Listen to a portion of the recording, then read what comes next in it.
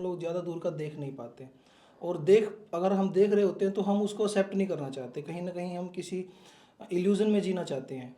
तो आप देख रहे हैं कि आज चारों तरफ कितना, चाहे वो राजनीतिक है, चाहे वो चाइल्ड अब्यूज़ की बात हो, किसानी की बात हो, दुग्ध या फिर डेयरी जो फार्म है हमारे उनकी बात हो, हर तरफ आज बहुत काफ़ी हद तक अनस्टेबिलिटी है, और हालात इतने ख़राब हैं कि अभी कोई नहीं जानता कि आगे क्या होने वाला है। संसद का काम जो है वो ठप पड़ा है, और जो चीज़ें हमें बताई गई थी पिछले एपिसोड्स में और हम बिलीव नहीं कर पा रहे थे, सेम ऐसा ही हो रहा है।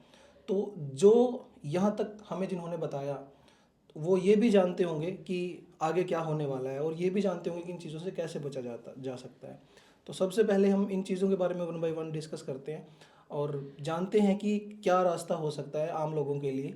मैं आपका बहुत बहुत स्वागत करता हूं सर, डॉक्टर धन्यवाद देवेंद्र अमित जी। बलहारा जी। और आपने इतनी अच्छी जानकारियां साझा की हैं हमेशा लोगों के साथ। इसके साथ साथ आपने निडर होकर बिना डरे सरकारों के खिलाफ आवाज़ उठाते रहे हैं। आपने आपकी जान की परवाह नहीं की, परिवार की परवाह नहीं की, आप सच के लिए लड़ते रहे हैं। और आज तो लाखों करोड़ों लोग आपकी आवाज़ जो है सुनते हैं, देश और विदेश तक आपकी आवाज़ पहुंचती है।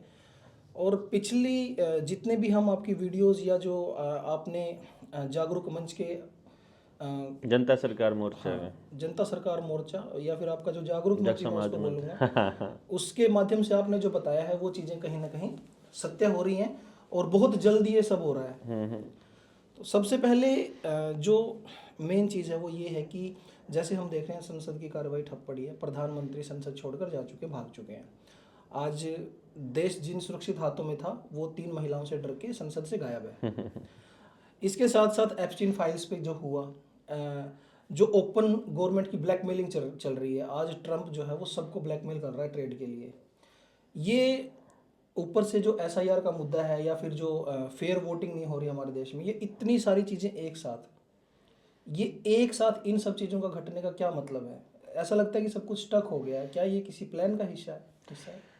अमित भाई, मैंने आप सब लोगों को भी बहुत पहले बताया था कि इस दुनिया में ये जो व्यवस्था इस वक्त चल रही है, जिसको खुद नरेंद्र मोदी संसद में बोल चुका है, और ना खाली अकेला नरेंद्र मोदी, अलग अलग देशों के राष्ट्राध्यक्ष अपने अपने संसद में वहाँ बोल चुके हैं कि जिस प्रकार से द्वितीय विश्व युद्ध के बाद पूरी दुनिया में एक नई व्यवस्था बनी थी, नया वर्ल्ड ऑर्डर आया था, वैसे ही अब जो हालात चल रहे हैं यहाँ पर भी नया वर्ल्ड ऑर्डर आएगा।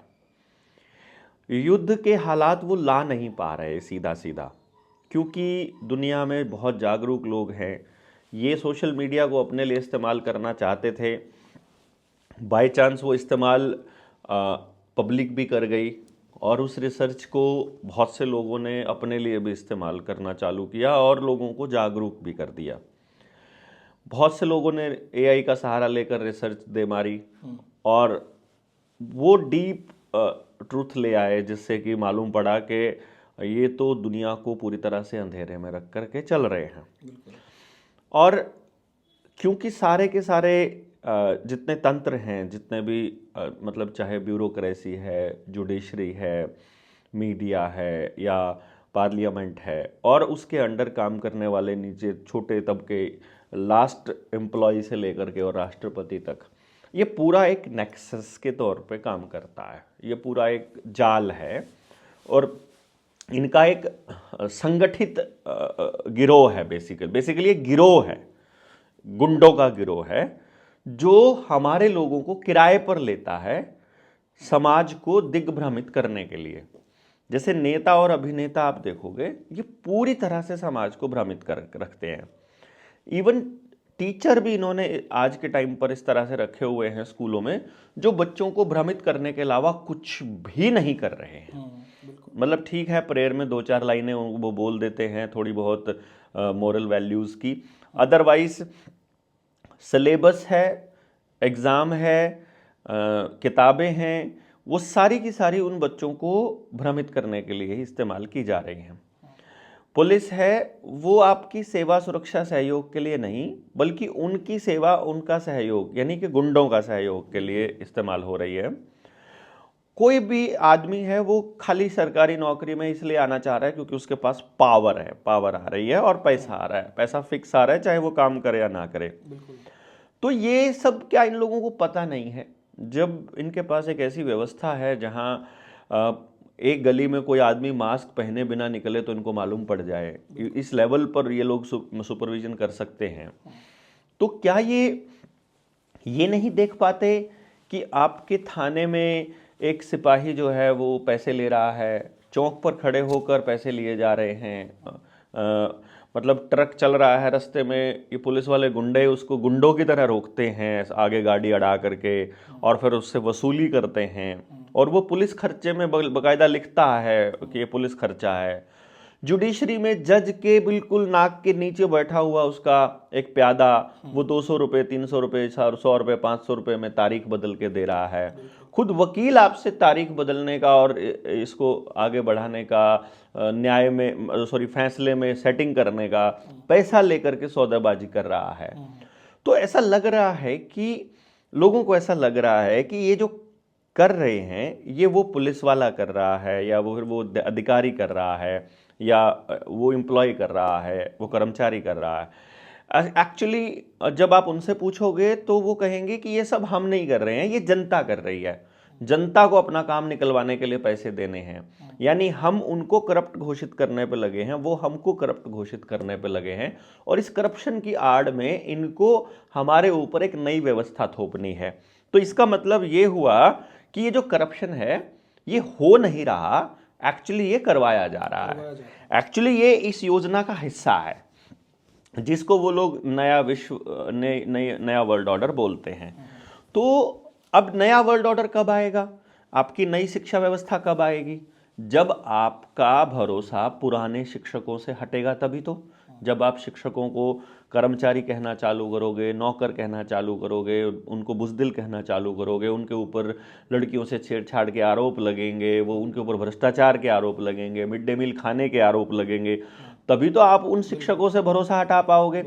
उस पुलिस व्यवस्था पर आपका भरोसा तभी हटेगा जब आप वो पुलिस वाला करप्ट होगा और वो पूरा जग जाहिर होगा कि ये करप्ट है। यानी खुलेआम जब वो अपनी गुंडागर्दी दिखाने लग जाएं, खुलेआम जब वो सब करने लग जाएं, तो ही केवल आप इस व्यवस्था से अपना विश्वास हटा सकते हो, ताकि आप नई व्यवस्था खुद मांगने लग जाओ। यानी भाई पुलिस का सर्वेलेंस हमको नहीं चाहिए, अब उसमें फिर क्या क्या क्या करना है? फिर आपको हम ना आपके लिए सीसीटीवी कैमरास हर चौराहे पर इम्प्लांट कर देंगे, जो कानून का पालन करेगा, अनुपालन नहीं करेगा, उसके घर पे चालान अपने आप पहुंच जाएगा, तो टेंशन खत्म। अब उनके पास है पावर। हमें भ्रम रहेगा कि जिसकी भी गाड़ी जो है वो स्पीड से चलेगी, या जिसकी भी गाड़ी गलत लाइट को क्रॉस करेगी, या जो भी गलत पार्किंग करेगा उसके घर चालान पहुंच रहा है, लेकिन वो तो वहाँ सेटिंग है ना, जिसकी पहुंचना है, जिसके नहीं पहुंचना है। आम इंसान से लूटना पैसा या फिर सभी से लूटना है। यानी वो सिस्टम आपकी सेफ्टी के लिए नहीं है, वो आपकी सर्वेलेंस के लिए है, आपकी कंट्रोल के लिए बेसिकली। फंसाएंगे यहाँ। हाँ एग्जैक्टली। तो इसी तरह से एजुकेशन का है, वो कह रहे हैं कि यार ये टीचर्स तो जो है ना निकम्मे हो गए हैं, इनको कुछ आता जाता तो है नहीं है। दिल्ली में उनको कुत्ते की नैन की है ना, दे दी गई है। हाँ नहीं, कुत्ते की क्यों? हमारे हरियाणा के अंदर लैटरिन, सुबह लैटरिन कौन कौन जाता है उनकी गिनती करने के लिए देते थे। ठीक है, मिड डे मील घर में जाके बांट के आओ, कोरोना के दौरान वही सब किया करते थे। बीएलओ की ड्यूटी टीचर की लगती है, इलेक्शंस में ड्यूटी टीचर की लगती है, वोट बनाने में, वोट काटने में उसी की लगती है। टीचिंग से ज्यादा तो दूसरे नॉन टीचिंग काम ही करता है टीचर, टीचिंग के अलावा बाकी सब कुछ करता है। और बाकी जो व्यक्ति मतलब इस पे कोई जानबूझकर ये पूरा का पूरी व्यवस्था है, जहां जितने एम्प्लॉयज की जरूरत है वहां उससे कम रखे जा रहे हैं। देश में बेरोजगारी है बोल रहे हैं, लेकिन वो क्या कहेंगे कि एम्प्लॉयज नहीं है। आज जब आप एम्प्लॉयज को कहेंगे कि यार एम्प्लॉयज रख लो, तो वो कहेंगे हमारे पास बजट नहीं है। लेकिन वहीं पर नितिन गडकरी स्टेज से बोलेगा कि बजट की कोई कमी नहीं है। नितिन गडकरी बोलेगा सरकार के पास पैसे की कमी नहीं है, और टीचर्स के सिलेक्शन के टाइम पर बोलेंगे कि हमारे पास भर्ती के लिए पैसा नहीं है, तो अप्रूवल नहीं है।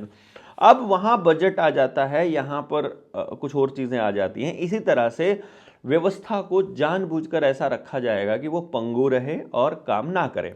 इससे फिर क्या होगा, जैसे टीचर्स की मैं बात कर रहा था, कि अब माँ बाप के दिमाग में तो एक बात है कि बच्चे को तो पढ़ना ही है, और पहले ये अभी कुछ सालों का जो ट्रेंड है इसने ये साबित कर दिया है कि दिल्ली में एक टीचर बैठ के पढ़ा रहा है और आपके शहर में किसी ने उसका वो ले रखा है, ठेकेदारी ले रखी है, ठेका ले रखा है उसका सेंटर खोल रखा है, और वो सेंटर जो है वो उसकी पढ़ाई को यहाँ स्क्रीन पर चला देता है प्रोजेक्टर के माध्यम से, और सब लोग अपना अपना नोट्स बना करके और सोचते हैं हमारी कोचिंग हो गई, दिल्ली से कोचिंग हमारी सीधी चल रही है क्योंकि दिल्ली वाला टीचर बैठा था। तो उसी चीज़ में लोगों को ये लगने लगा है कि लोकल टीचर तो जो है ना वो तो जो है किसी काम के नहीं है, और हम लोग जो है दिल्ली वालों से पढ़ेंगे। अभी दिल्ली वालों को भी वो लोग फेल कर देंगे, तो फिर क्या कहेंगे कि फिर वो ये कहेंगे हमारे पास सारा इन्फॉर्मेशन जो है AI वाले रोबोट वाले टीचर के पास रहता है, तो हम ऐसा करते हैं हर स्कूल को एक रोबोट टीचर दे देते हैं। और फिर दूसरी बात आने जाने पे, क्योंकि ये जो कंजेशन हो रहा है, ये जो गाड़ियाँ इतनी जा रही हैं सड़कों पर, रोज़ एक्सीडेंट हो रहे हैं, पोल्यूशन हो रहा है, तो जब इनको पोल्यूशन के नाम पर आपको कंट्रोल करना होगा, आपकी गाड़ियों का चलना जो रुकना होगा, उस वक्त वो कहेंगे कि, या फिर अगली बीमारी के नाम पे जब लॉकडाउन लगाना होगा तो फिर वो कहेंगे कि रियल क्लासरूम वाली जो फीलिंग लेने के लिए आप वो लगा लो, VR वर्चुअल रियलिटी वाले चश्मे लगा लो, तो आपकी क्लासरूम भी वर्चुअल रियलिटी से हो जाएगी, आपकी मीटिंग्स भी पूरी दुनिया में वर्चुअल रियलिटी से हो जाएगी, पूरी दुनिया का घूमना भी वर्चुअल रियलिटी वाले उससे हो जाएगा, और आप का खेल का मैदान खेलना भी आपका वर्चुअल रियलिटी से हो जाएगा। आपको कहीं जाने की ज़रूरत नहीं है, राशन आपके घर पे पहुंच ही जाएगा। बस आपका एक ही काम करना है, आपको केवल व्यवस्था के खिलाफ नहीं बोलना है, अपने नेता के, अपने राजा के, अपने अधिकारियों के, जो लोग आप पर राज कर रहे हैं, बस उनके खिलाफ नहीं बोलना है। उसके बदले में आपको घर बैठे राशन मिल जाएगा और बाकी सब कुछ इंटरनेट आपको फ्री मिल जाएगा। ये सारी चीजें हो रही हैं वर्ल्ड वाइड, हाँ, ये व्यवस्था को ठप करने के लिए। बिल्कुल एग्जैक्टली ये मैं आपको ये इसलिए बता रहा हूँ कि जानबूझकर ये सारे हालात खराब किए जा रहे हैं ताकि आप नई व्यवस्था मांगो। सर मैं ये इसलिए पूछ रहा हूँ चीजें, देखो कुछ समय पहले तक जो पॉडकास्ट करते हैं, जो न्यूज़ करते थे, जो भी जिन पे जिम्मेवारी थी मीडिया में बोलने की, कहीं ना कहीं वो एक पर्दा रखते थे, एक मर्यादा रखते थे कि भाई सरकार को काम करने दो, इसके खिलाफ नहीं बोलना, या बोलना तो लिमिट में बोलना है। बट अब चीजें, जब प्रधानमंत्री संसद से चला गया तो उसके बाद जो है लोग खुल के बोलने, अब ज्यादा पर्दा नहीं। देखिए क्या है, पूरे देश ने एक चीज देखी कि पिछले लगभग 12 सालों से, तो स्पेशली 2014 में जब नया प्रधानमंत्री आया, उस दौर के बाद से ऐसा लगने लगा कि उसके दोस्त ने सारे मीडिया संस्थान खरीद लिए हैं। खरीदे हैं सर? हाँ, मतलब लगने लगा था, अब तो सबको क्लियर हो गया है कि सारे के सारी मैगजीन्स, सारे अखबार, सारा सोशल मीडिया और मेन स्ट्रीम मीडिया, वो सब सारे चैनल्स उसने खरीद लिए। अब जब उन्होंने खरीद लिए, लगभग 78% चैनल्स जो हैं वो दो लोगों के हैं, एक अंबानी और एक अडानी। और अंबानी और अडानी की प्रॉपर्टीज़ में जो इन्वेस्टमेंट है वो ब्लैक रॉक की है, और जो कि ब्लैक रॉक जिसको फॉरेन इन्वेस्टमेंट करके बोलते हैं, FI बोलते हैं जिसको, वो सारी की सारी इन्वेस्टमेंट रॉकफेलर और रॉथस्चाइल्ड की है। इसका मतलब जो वर्ल्ड इकोनॉमिक फोरम है वो हमारा मीडिया ऑन करती है इनडायरेक्टली, और उनके हाथ में क्योंकि शेयर मार्केट है तो इनको जब चाहे बर्बाद कर सकते हैं रात रात में, तो ये अपनी मर्जी से कुछ भी नहीं कर सकते। ठीक है, तो सेबी जिसे बोलते हैं, सेबी के माध्यम से अब सारा मीडिया उनका हो गया।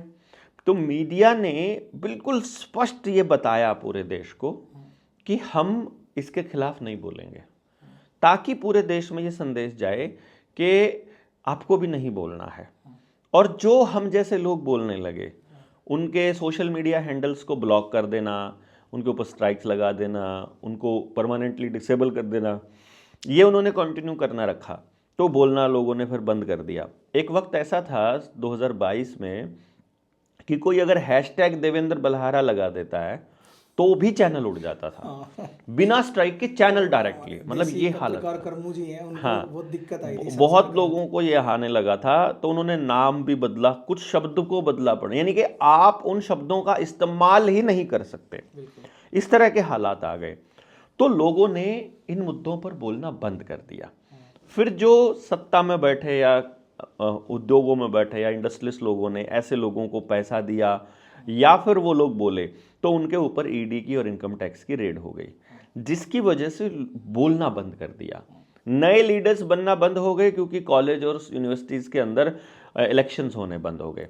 उन्होंने ये कह करके जनता में एक मैसेज दे दिया कि वो पॉलिटिक्स का अड्डा नहीं है, जबकि रियलिटी में पढ़ाई वहाँ हो नहीं रही है, टीचर्स वहाँ है नहीं, बिना टीचर्स के वो राजनीति भी नहीं कर रहे हैं, तो बच्चे ड्रग्स और उल्टे सीधे कामों में, मोबाइल पे, इंस्टाग्राम पे, लड़कीबाजी में, इन सब में उलझ के रह गए। और अगर वो पॉलिटिक्स का अड्डा नहीं है, हाँ तो अभी मोदी हाँ यूजीसी जो हमारी संस्था है, हाँ। उसमें ये SC/ST बिल लाके क्या कर रहा था? वो तो समाज को तोड़ने का एक प्रोपेगेंडा है बेसिकली। उसमें देखो, कोई भी बिल जब भी ये लेके आ सकते, पार्लियामेंट में बैठा अगर कोई व्यक्ति वो बिल लेके आता है या कोई नोटिफिकेशन या कोई नियम बनाते हैं, नियम तो ये है कि जो स्टेक होल्डर है उनसे पहले पूछा जाए, उनसे पहले बात की जाए कि हम ये प्लान कर रहे हैं। तो उनसे पूछे बिना जब भी करते हैं तो वो तो प्योर पॉलिटिक्स होती है। लेकिन मेनली जो बात थी कि कॉलेज और स्कूल में लीडर्स बनना बंद हो गए, तो यानी किसी को रिप्रेजेंट करने वाले, ना तो क्लास मॉनिटर का खेल रहा, ना कोई स्कूल रिप्रेजेंटेटिव का रहा, ना कॉलेज के क्लास रिप्रेजेंटेटिव का, CR जिसको हम बोलते थे, वो सब खत्म हो गया, जिसकी वजह से बोलने वाला कोई नहीं बचा। तो अब पुराने वाली जो संस्थाएं थी, पुराने वाली पॉलिटिकल पार्टियां थी, उनको रिजेक्ट करके, बुरी तरह से रिजेक्ट करके मीडिया के माध्यम से तो इस नए नेता को लाया गया था। और अगर नए नेता के कमीनेपन की कहानियां बाहर आने लगे, और अगर नए नेता की बुजदिली आने लगे, नए नेता के वाहियातपने के, उसके करप्शन के, उसके गंदगी के अगर कारनामे पब्लिक के सामने आने लगे, तो अब पब्लिक के सामने वही लोग 2-2 रुपए प्रति कमेंट में ट्वीट करने वाले, और 2-2 रुपए एक कमेंट का 2-2 रुपए लेने वाले लोग, वही फिर पब्लिक के सामने सवाल रख देते हैं कि ये नहीं तो कौन। मतलब इसको इस तरह से पेश किया गया कि कैंसर नहीं तो कौन सी बीमारी चाहिए आपको। मतलब ठीक है ना, जैसा ऐसा पेश किया गया कि देश की जनता जो है वो गधा है और गधे को चलाने के लिए एक इंसान चाहिए। तो पब्लिक को ये एहसास दिलाया गया कि तुमको राज करने के लिए कोई राजा चाहिए, ये नहीं तो तुम कौन सा राजा मांगते हो। एक चीज नहीं समझ में आती जब ये सवाल वो करते हैं, सो कॉल्ड अंधभक्त जो है, सो कॉल्ड गंधभक्त बोलते हैं वो अब है आजकल उनको, अंधभक्त कोई नहीं बोलता तो ये चीज समझ नहीं आती। ना ये एडवोकेट है, ना ये साइंटिस्ट है, ना ये इंजीनियर है, इसमें कोई इसकी जैसे अमेरिका को ये तो कोई भाषण भी नहीं दे सकता बिना टेलीप्रॉम्प्टर के। तो आप ये कैसे बोल सकते हो, जिसमें इतने इंटेलिजेंट नेता हुए हैं, इतने लोग, 150 करोड़ की आबादी हमारी ऑलमोस्ट है, क्या उनमें से कोई भी इसका विकल्प नहीं है? ऐसा कैसे हो सकता है? ये अल्टीमेटली क्या है कि लोगों को एक मैसेज दिया जा रहा है गलत तरीके से। वो ये दिया जा रहा है कि एक व्यक्ति चीज़ों को संभाल सकता है, जो बहुत गलत मैसेज है। और एक और कमाल की बात ये खेलते हैं, ये किस तरह का खेल खेलते हैं कि जिस वक्त कुछ अच्छा हो रहा होता है, अगर इसरो का साइंटिस्ट करता है तो भी कहेंगे गोभी जी ने किया, अगर कोई सेना अगर कुछ कर रही है तो भी कहेंगे मोगली जी ने किया, अगर कोई कहेंगे तो ये भी मोती ने किया। वो तो जब कोई कुछ कर रहा है तो लग रहा है मोती ने किया है, लेकिन जब कुछ गड़बड़ हो जाए तो बोलतेंगे कि अकेला मोगली क्या क्या करेगा, अकेला क्या क्या करेगा। तो वो ये मैसेज चला जाता है कि हाँ यार अकेला वो क्या करेगा। मतलब गलत हो तो कोई और करे और अच्छा हो जाए तो ये करे, यानी क्रेडिट इसको लेना है, रिस्पॉन्सिबिलिटी कोई और लेगा। ये गलत मैसेज है। अभी एक आपने बात बोली कि मीडिया जो है वो आपको वही बोलेगा जो वो बोलते हैं। ऐसे में एक बड़ा गंभीर सवाल है, एप्स्टीन जो फाइल अमेरिका ने रिलीज की है वो ट्रंप के साइन से रिलीज हुई है, और अगर ये लोग इतने लंबे समय से इनको छुपा सकते थे, और अगर वो चाहते तो ये ना रिलीज होती। उसी ने तो साइन किए है ना उनको रिलीज करने के लिए। सवाल मेरा ये नहीं है कि उनमें क्या है, सवाल ये है कि इनको फाइल्स को लोगों को दिखाकर, खुद इनको रिलीज कर कर लोगों के दिमाग में क्या मैसेज देना चाहते हैं, ये रिलीज इन्होंने की क्यों है? इसके 2-3 मैसेजेस हैं, मैं आपको बताता हूँ।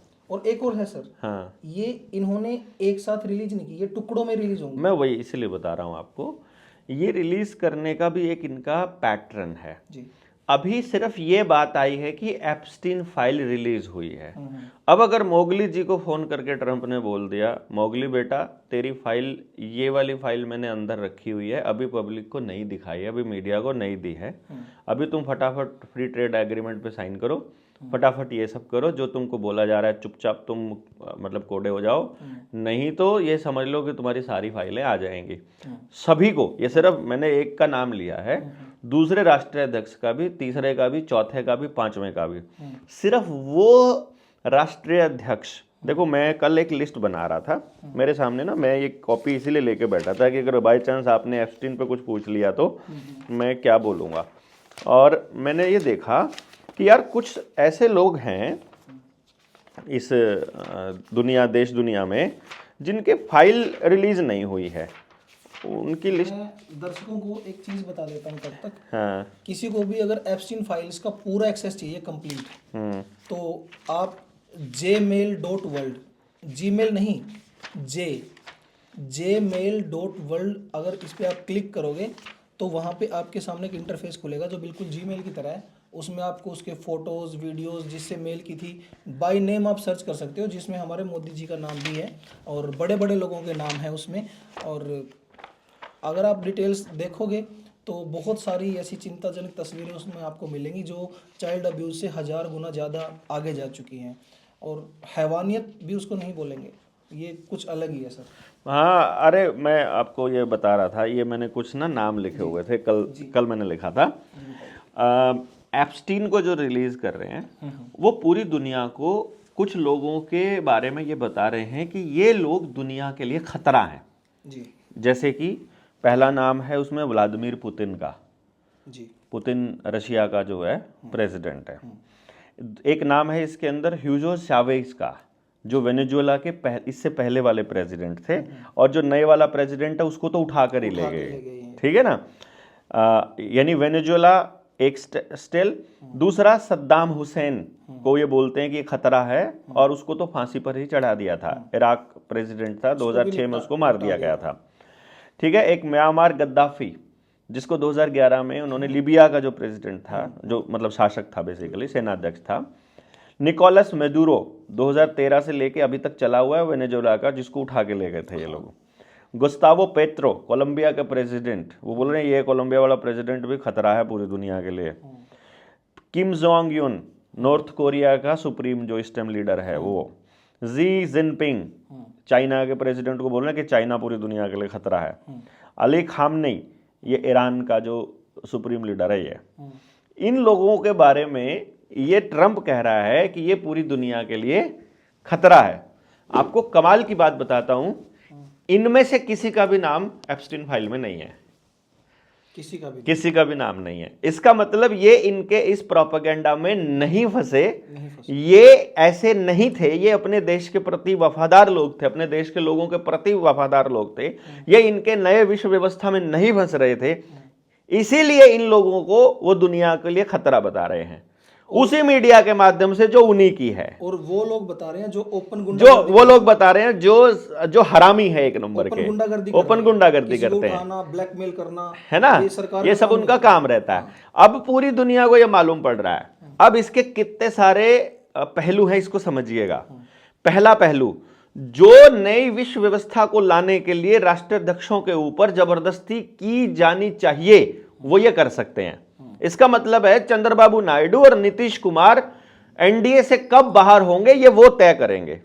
एप्स्टीन में उनके नाम भी हैं, जाके ढूंढोगे ना वो भी मिलेंगे। जो चुप हैं उनके जो चुप रहे हैं। मैं आपको एक बात आज यहां पर बता रहा हूं, इस विश्व व्यवस्था का खेल, इसीलिए मैं लोगों को यह कह रहा हूं, अपनी खेत खेड़ा खाप, जल जंगल जमीन जानवर, रोटी बेटी माटी, शिक्षा स्वास्थ्य न्याय राजनीति खेती और धर्म, यहां से पूंजीवाद और किसी और का अधिकार, मतलब कोई डीसी कलेक्टर सरपंच भी नहीं चाहिए हमको। सरपंच की जरूरत नहीं, सरपंच इनका खिलाड़ी खेल रहा है। पंचायत सेक्रेटरी, तहसीलदार, एसडीएम, डीसी या कोई मुख्यमंत्री या विधायक या सांसद, किसी की दखलंदाजी बर्दाश्त नहीं करनी पड़ेगी आपको। उसका कारण क्या है? आज आपको सरपंच कौन सेलेक्ट होगा? जो ज्यादा पैसे खर्च करेगा। सरकार का ही आदमी होता है बेसिकली, सरकार का हो या ना हो, लेकिन 4000 रुपया जिस सरपंच को मानदेय मिलता है महीने का, साल का मिलता है कितना हो गया साल का? 48,000, 50 से 60,000, यानी 50,000 रुपया। 5 साल अगर वो रहता है तो 2.5 लाख रुपया उसे मिलता है। जिस व्यक्ति को 2.5 लाख रुपया पूरे 5 साल में मिलना है, वो व्यक्ति अगर 50 लाख रुपया खर्च कर रहा है या 10 लाख भी खर्च कर रहा है, मैं तो कह रहा हूं 2.5 लाख भी खर्च कर रहा है, तो भी क्या तुक बनता है। यानी अगर वो 5 लाख भी खर्च कर रहा है सरपंच बनने के लिए, तो इसका मतलब है उसे वो 5 लाख पूरे करने हैं कहीं और से। इसका मतलब है कि उसका पहले से ही उसको अपनी पद का धंधा करना है। जिसको अपने पद का धंधा करना है वो आपको ही बेचेगा सिंपली। इसका मतलब यह हुआ कि आप किसी ऐसे पद के ऊपर यकीन नहीं कर सकते जहां सिलेक्शन के लिए पैसा खर्च होता हो, जहां सिलेक्शन के लिए सिफारिश लगती हो, जहां सिलेक्शन के लिए कोई बाहर का आदमी आकर के उनको सेलेक्ट करता हो। जैसे वो एमएलए किसी बाहर की पार्टी का नुमाइंदा है, हमारा चुना हुआ नहीं है, वो जिसको फंडिंग किया है, तो जहां उद्योगपति जिसको बोलेगा उसी को टिकट मिलेगी। जनता ने नहीं, फंडिंग ने किया। हाँ, उसको फंडिंग ने किया। इसका मतलब यह हुआ कि पहली बात तो वो आपका आदमी है ही नहीं है, किसी भी पद पर बैठा आदमी। दूसरी बात यह है कि यदि आपके खिलाफ एप्स्टीन फाइल जैसी कोई फाइल नहीं बनी हुई है, यदि आपने करप्शन नहीं किया हुआ है, यदि आप लौंडीबाज नहीं हो, यदि आप करप्ट नहीं हो, यदि आप भ्रष्टाचारियों के साथ साथ आपके अंदर गंदगी नहीं भरी है, यदि आप गुंडे नहीं हो, यदि आप कमीने इंसान नहीं हो जो समाज को खा नहीं सकता है, तो आपको किसी पद पर नहीं बिठाया जाएगा। फिर आप जनता की मदद से ज़्यादा एक एमएलए बन सकते हो, एक पार्लियामेंट में चुने जा सकते हो, इससे आगे आपकी कोई औकात नहीं रहेगी। आपको यदि मिनिस्ट्री में जाना है, आपने कई बार देखा होगा एक व्यक्ति पहले यूपीए में मिनिस्टर था और जैसे ही सरकार एनडीए की आई तो वो एनडीए में भी मिनिस्टर बना। ऐसा कैसे हो सकता है यार, जो सोनिया गांधी का फेवरेट रहा हो वो मोगली का भी फेवरेट हो जाए। अभी बिट्टू है, ऐसा कभी, मतलब बहुत लोग हैं, बहुत लोग, ऐसा एक नहीं है। ये जो संभावनाएं हैं ये कैसे बनती हैं? आपको कैबिनेट में या मिनिस्ट्री में या मुख्यमंत्री या प्रधानमंत्री केवल तब बनाया जाएगा जब आप पहले से ही कॉम्प्रोमाइज हो चुके हो। और हर एक मंत्रालय के अंदर सीआईए का या उनका ट्रेंड किया हुआ कोई व्यक्ति वहां परमानेंट रहता है। तो आप कोई भी निर्णय जनता के लिए नहीं कर सकते। और पार्लियामेंट में क्या तय होना है, क्या वहां पास होना है और क्या पास नहीं होना है, यह भी पहले से तय होता है। इसका अर्थ यह हुआ कि गांव को यह बात समझनी चाहिए कि जो आप पर राज कर रहे हैं वो एक्चुअली आपके नुमाइंदे नहीं हैं, वो किसी और के नुमाइंदे हैं और किसी और ने बिठा रखे हैं और अपनी व्यवस्था चलाने के लिए बिठा रखे हैं। तो एप्स्टीन फाइल जिनकी नहीं बनी हुई है वो लोग बैठ ही नहीं सकते हैं, तो तय वो करेंगे। तो आज के टाइम पर इस व्यवस्था को चलाने के लिए जितना प्रेशर बनाना है, वर्ल्ड वॉर नहीं कर सकते ये लोग, क्योंकि दुनिया के लोगों को पता लग गया कि अभी महामारी इनको लेकर आनी है 2026-27 में दोबारा से। अब ये महामारी लाने के अलावा दूसरा ऑप्शन बचता है दंगे, तीसरा ऑप्शन बचता है युद्ध। अगर उससे भी बात नहीं बनेगी तो हर एक जगह लड़ने वाले लोगों के आसपास जहां जहां लड़ाका लोग हैं, लड़ाका का आदमी कहां होगा? जहां खेती बढ़िया होगी। जहां खेती बढ़िया होगी वहां के लिए इन्होंने बांध बना रखे हैं, डैम्स। जैसे अपने यहाँ टिहरी डैम है और इधर नंगल डैम है।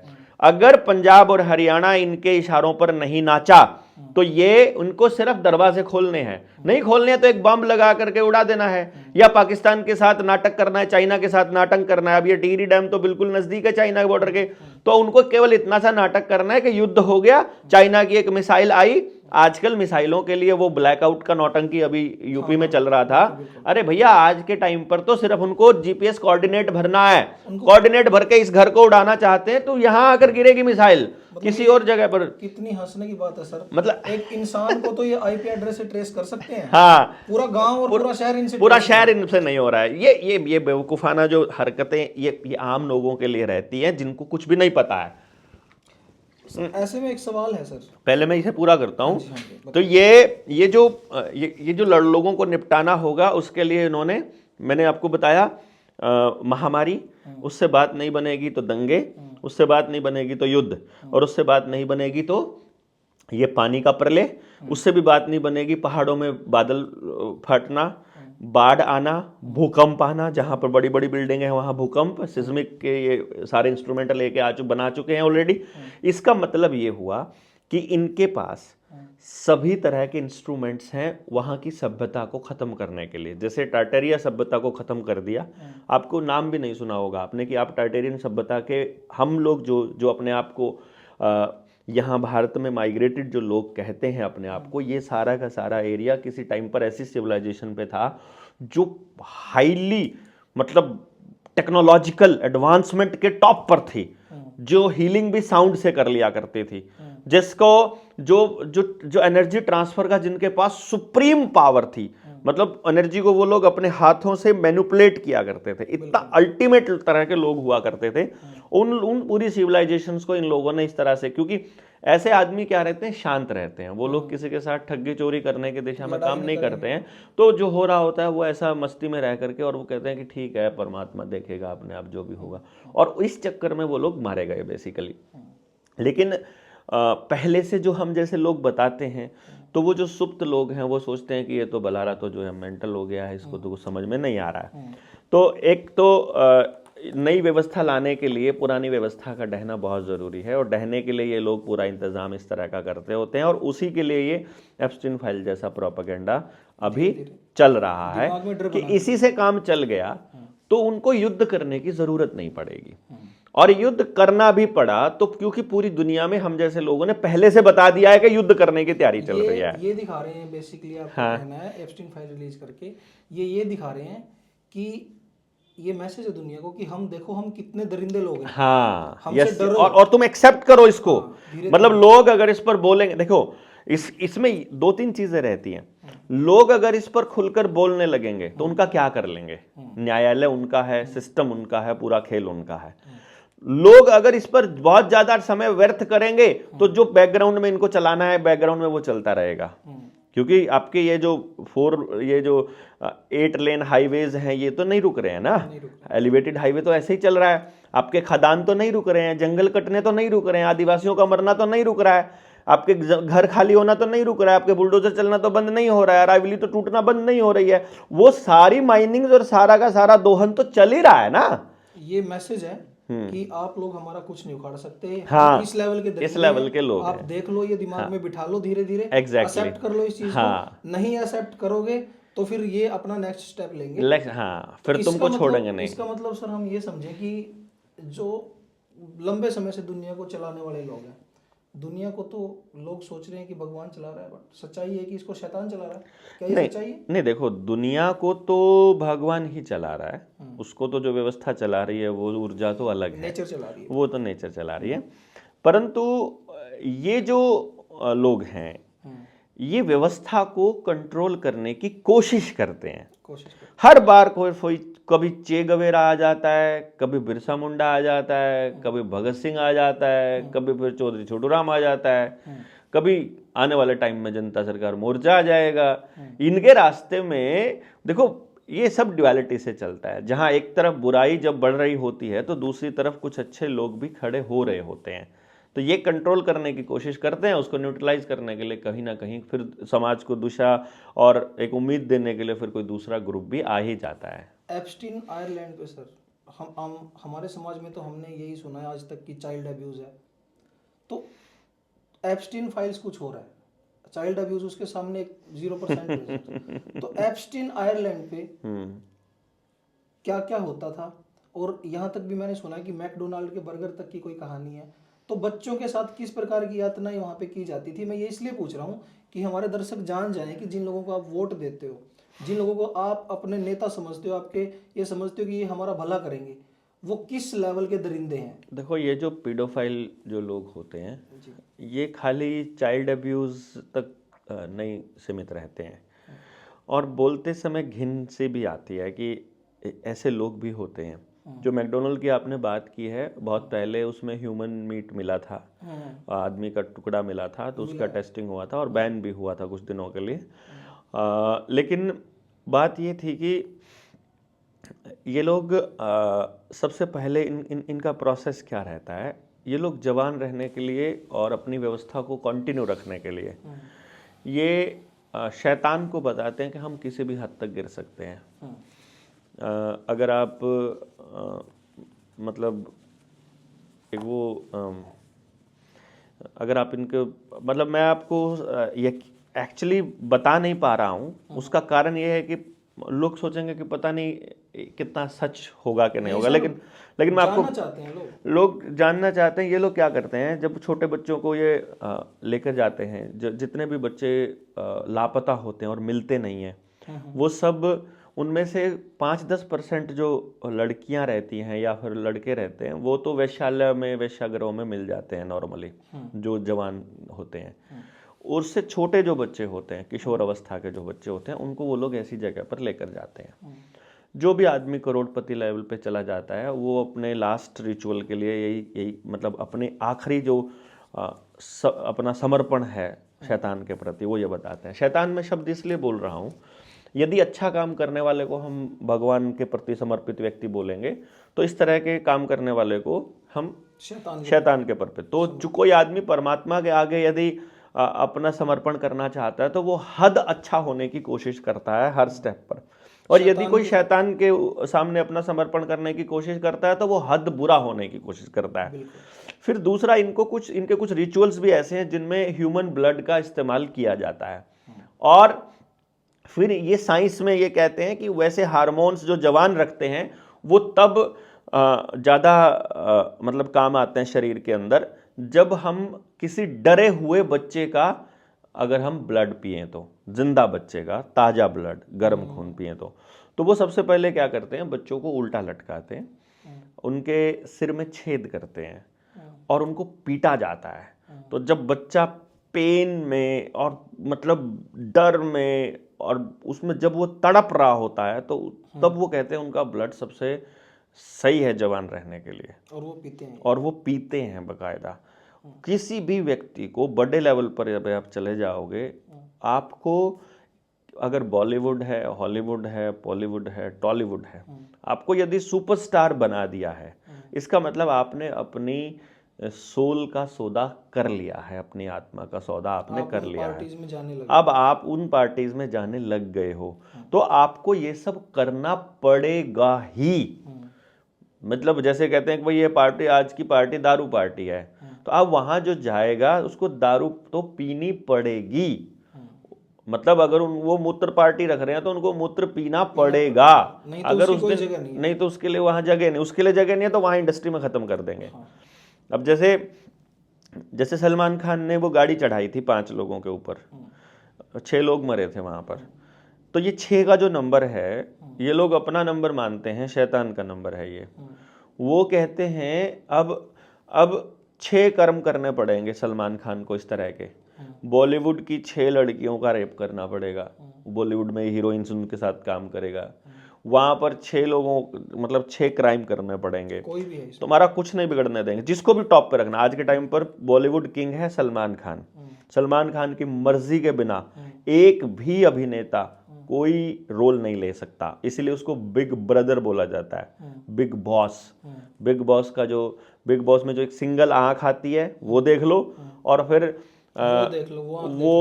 वो आंख देख लो, और जॉर्ज ऑरवेल की किताब 1984 पढ़ लो, उसमें भी बिग ब्रदर है, उसमें बिग बॉस है, यहाँ पर बिग बॉस है।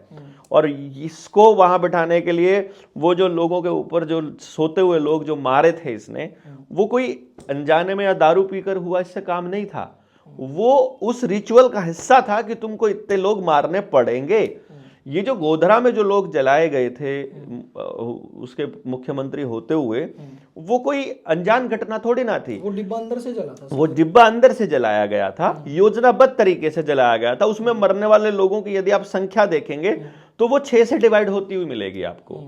मतलब ये समझिएगा, विजय रूपाणी जब मरा था, उसकी गाड़ी का नंबर 6, मतलब उसका जो टोटल जितने लोग मरे थे उसका टोटल भी 6। अभी अजीत पवार मरा है, वहां पर भी 6। इस गेम को आप समझोगे किस तरह से समझोगे मुझे नहीं मालूम है, जो थोड़ा बहुत रिसर्च करते हैं उनको पता है। लेकिन वहां सबसे पहले तो जब ये ब्लड निकलता है, तो जब ब्लड उसका पूरा खत्म हो जाता है, फिर उसे बकायदा केक की तरह काटा जाता है बच्चे को, हाँ, और उसके फिर एक एक टुकड़ा जो है सर्व किया जाता है, और वो तय किया जाता है क्या, और कई बार उसको जो है सुखा के ड्राई करके और बर्गर वगैरह में भी जो है वो पेश किया जाता है। मतलब ये समझो आप कि इतने घिनौने लोग हैं ये, कि उसकी आंतड़ियों से ऐसे हाथ डाल करके उसका मलमूत्र भी खाते हैं।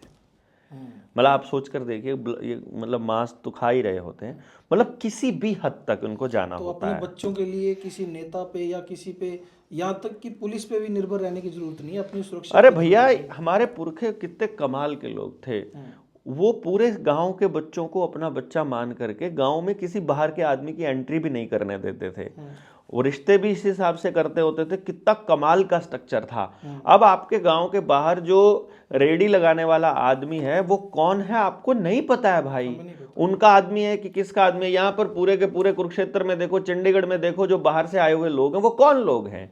या तो अपना गांव छोड़कर आए हुए डरपोक लोग हैं, या वहां से क्राइम करके भागे हुए लोग हैं, या लालच में रुपया कमाने वाले लोग, यानी वो लालची लोग हैं, प्रवासी हैं वो सारे। प्रवासी हैं। समाज का अगर भला करने वाले लोग होते तो वो वहां की खराब चीजों को ठीक कर रहे होते।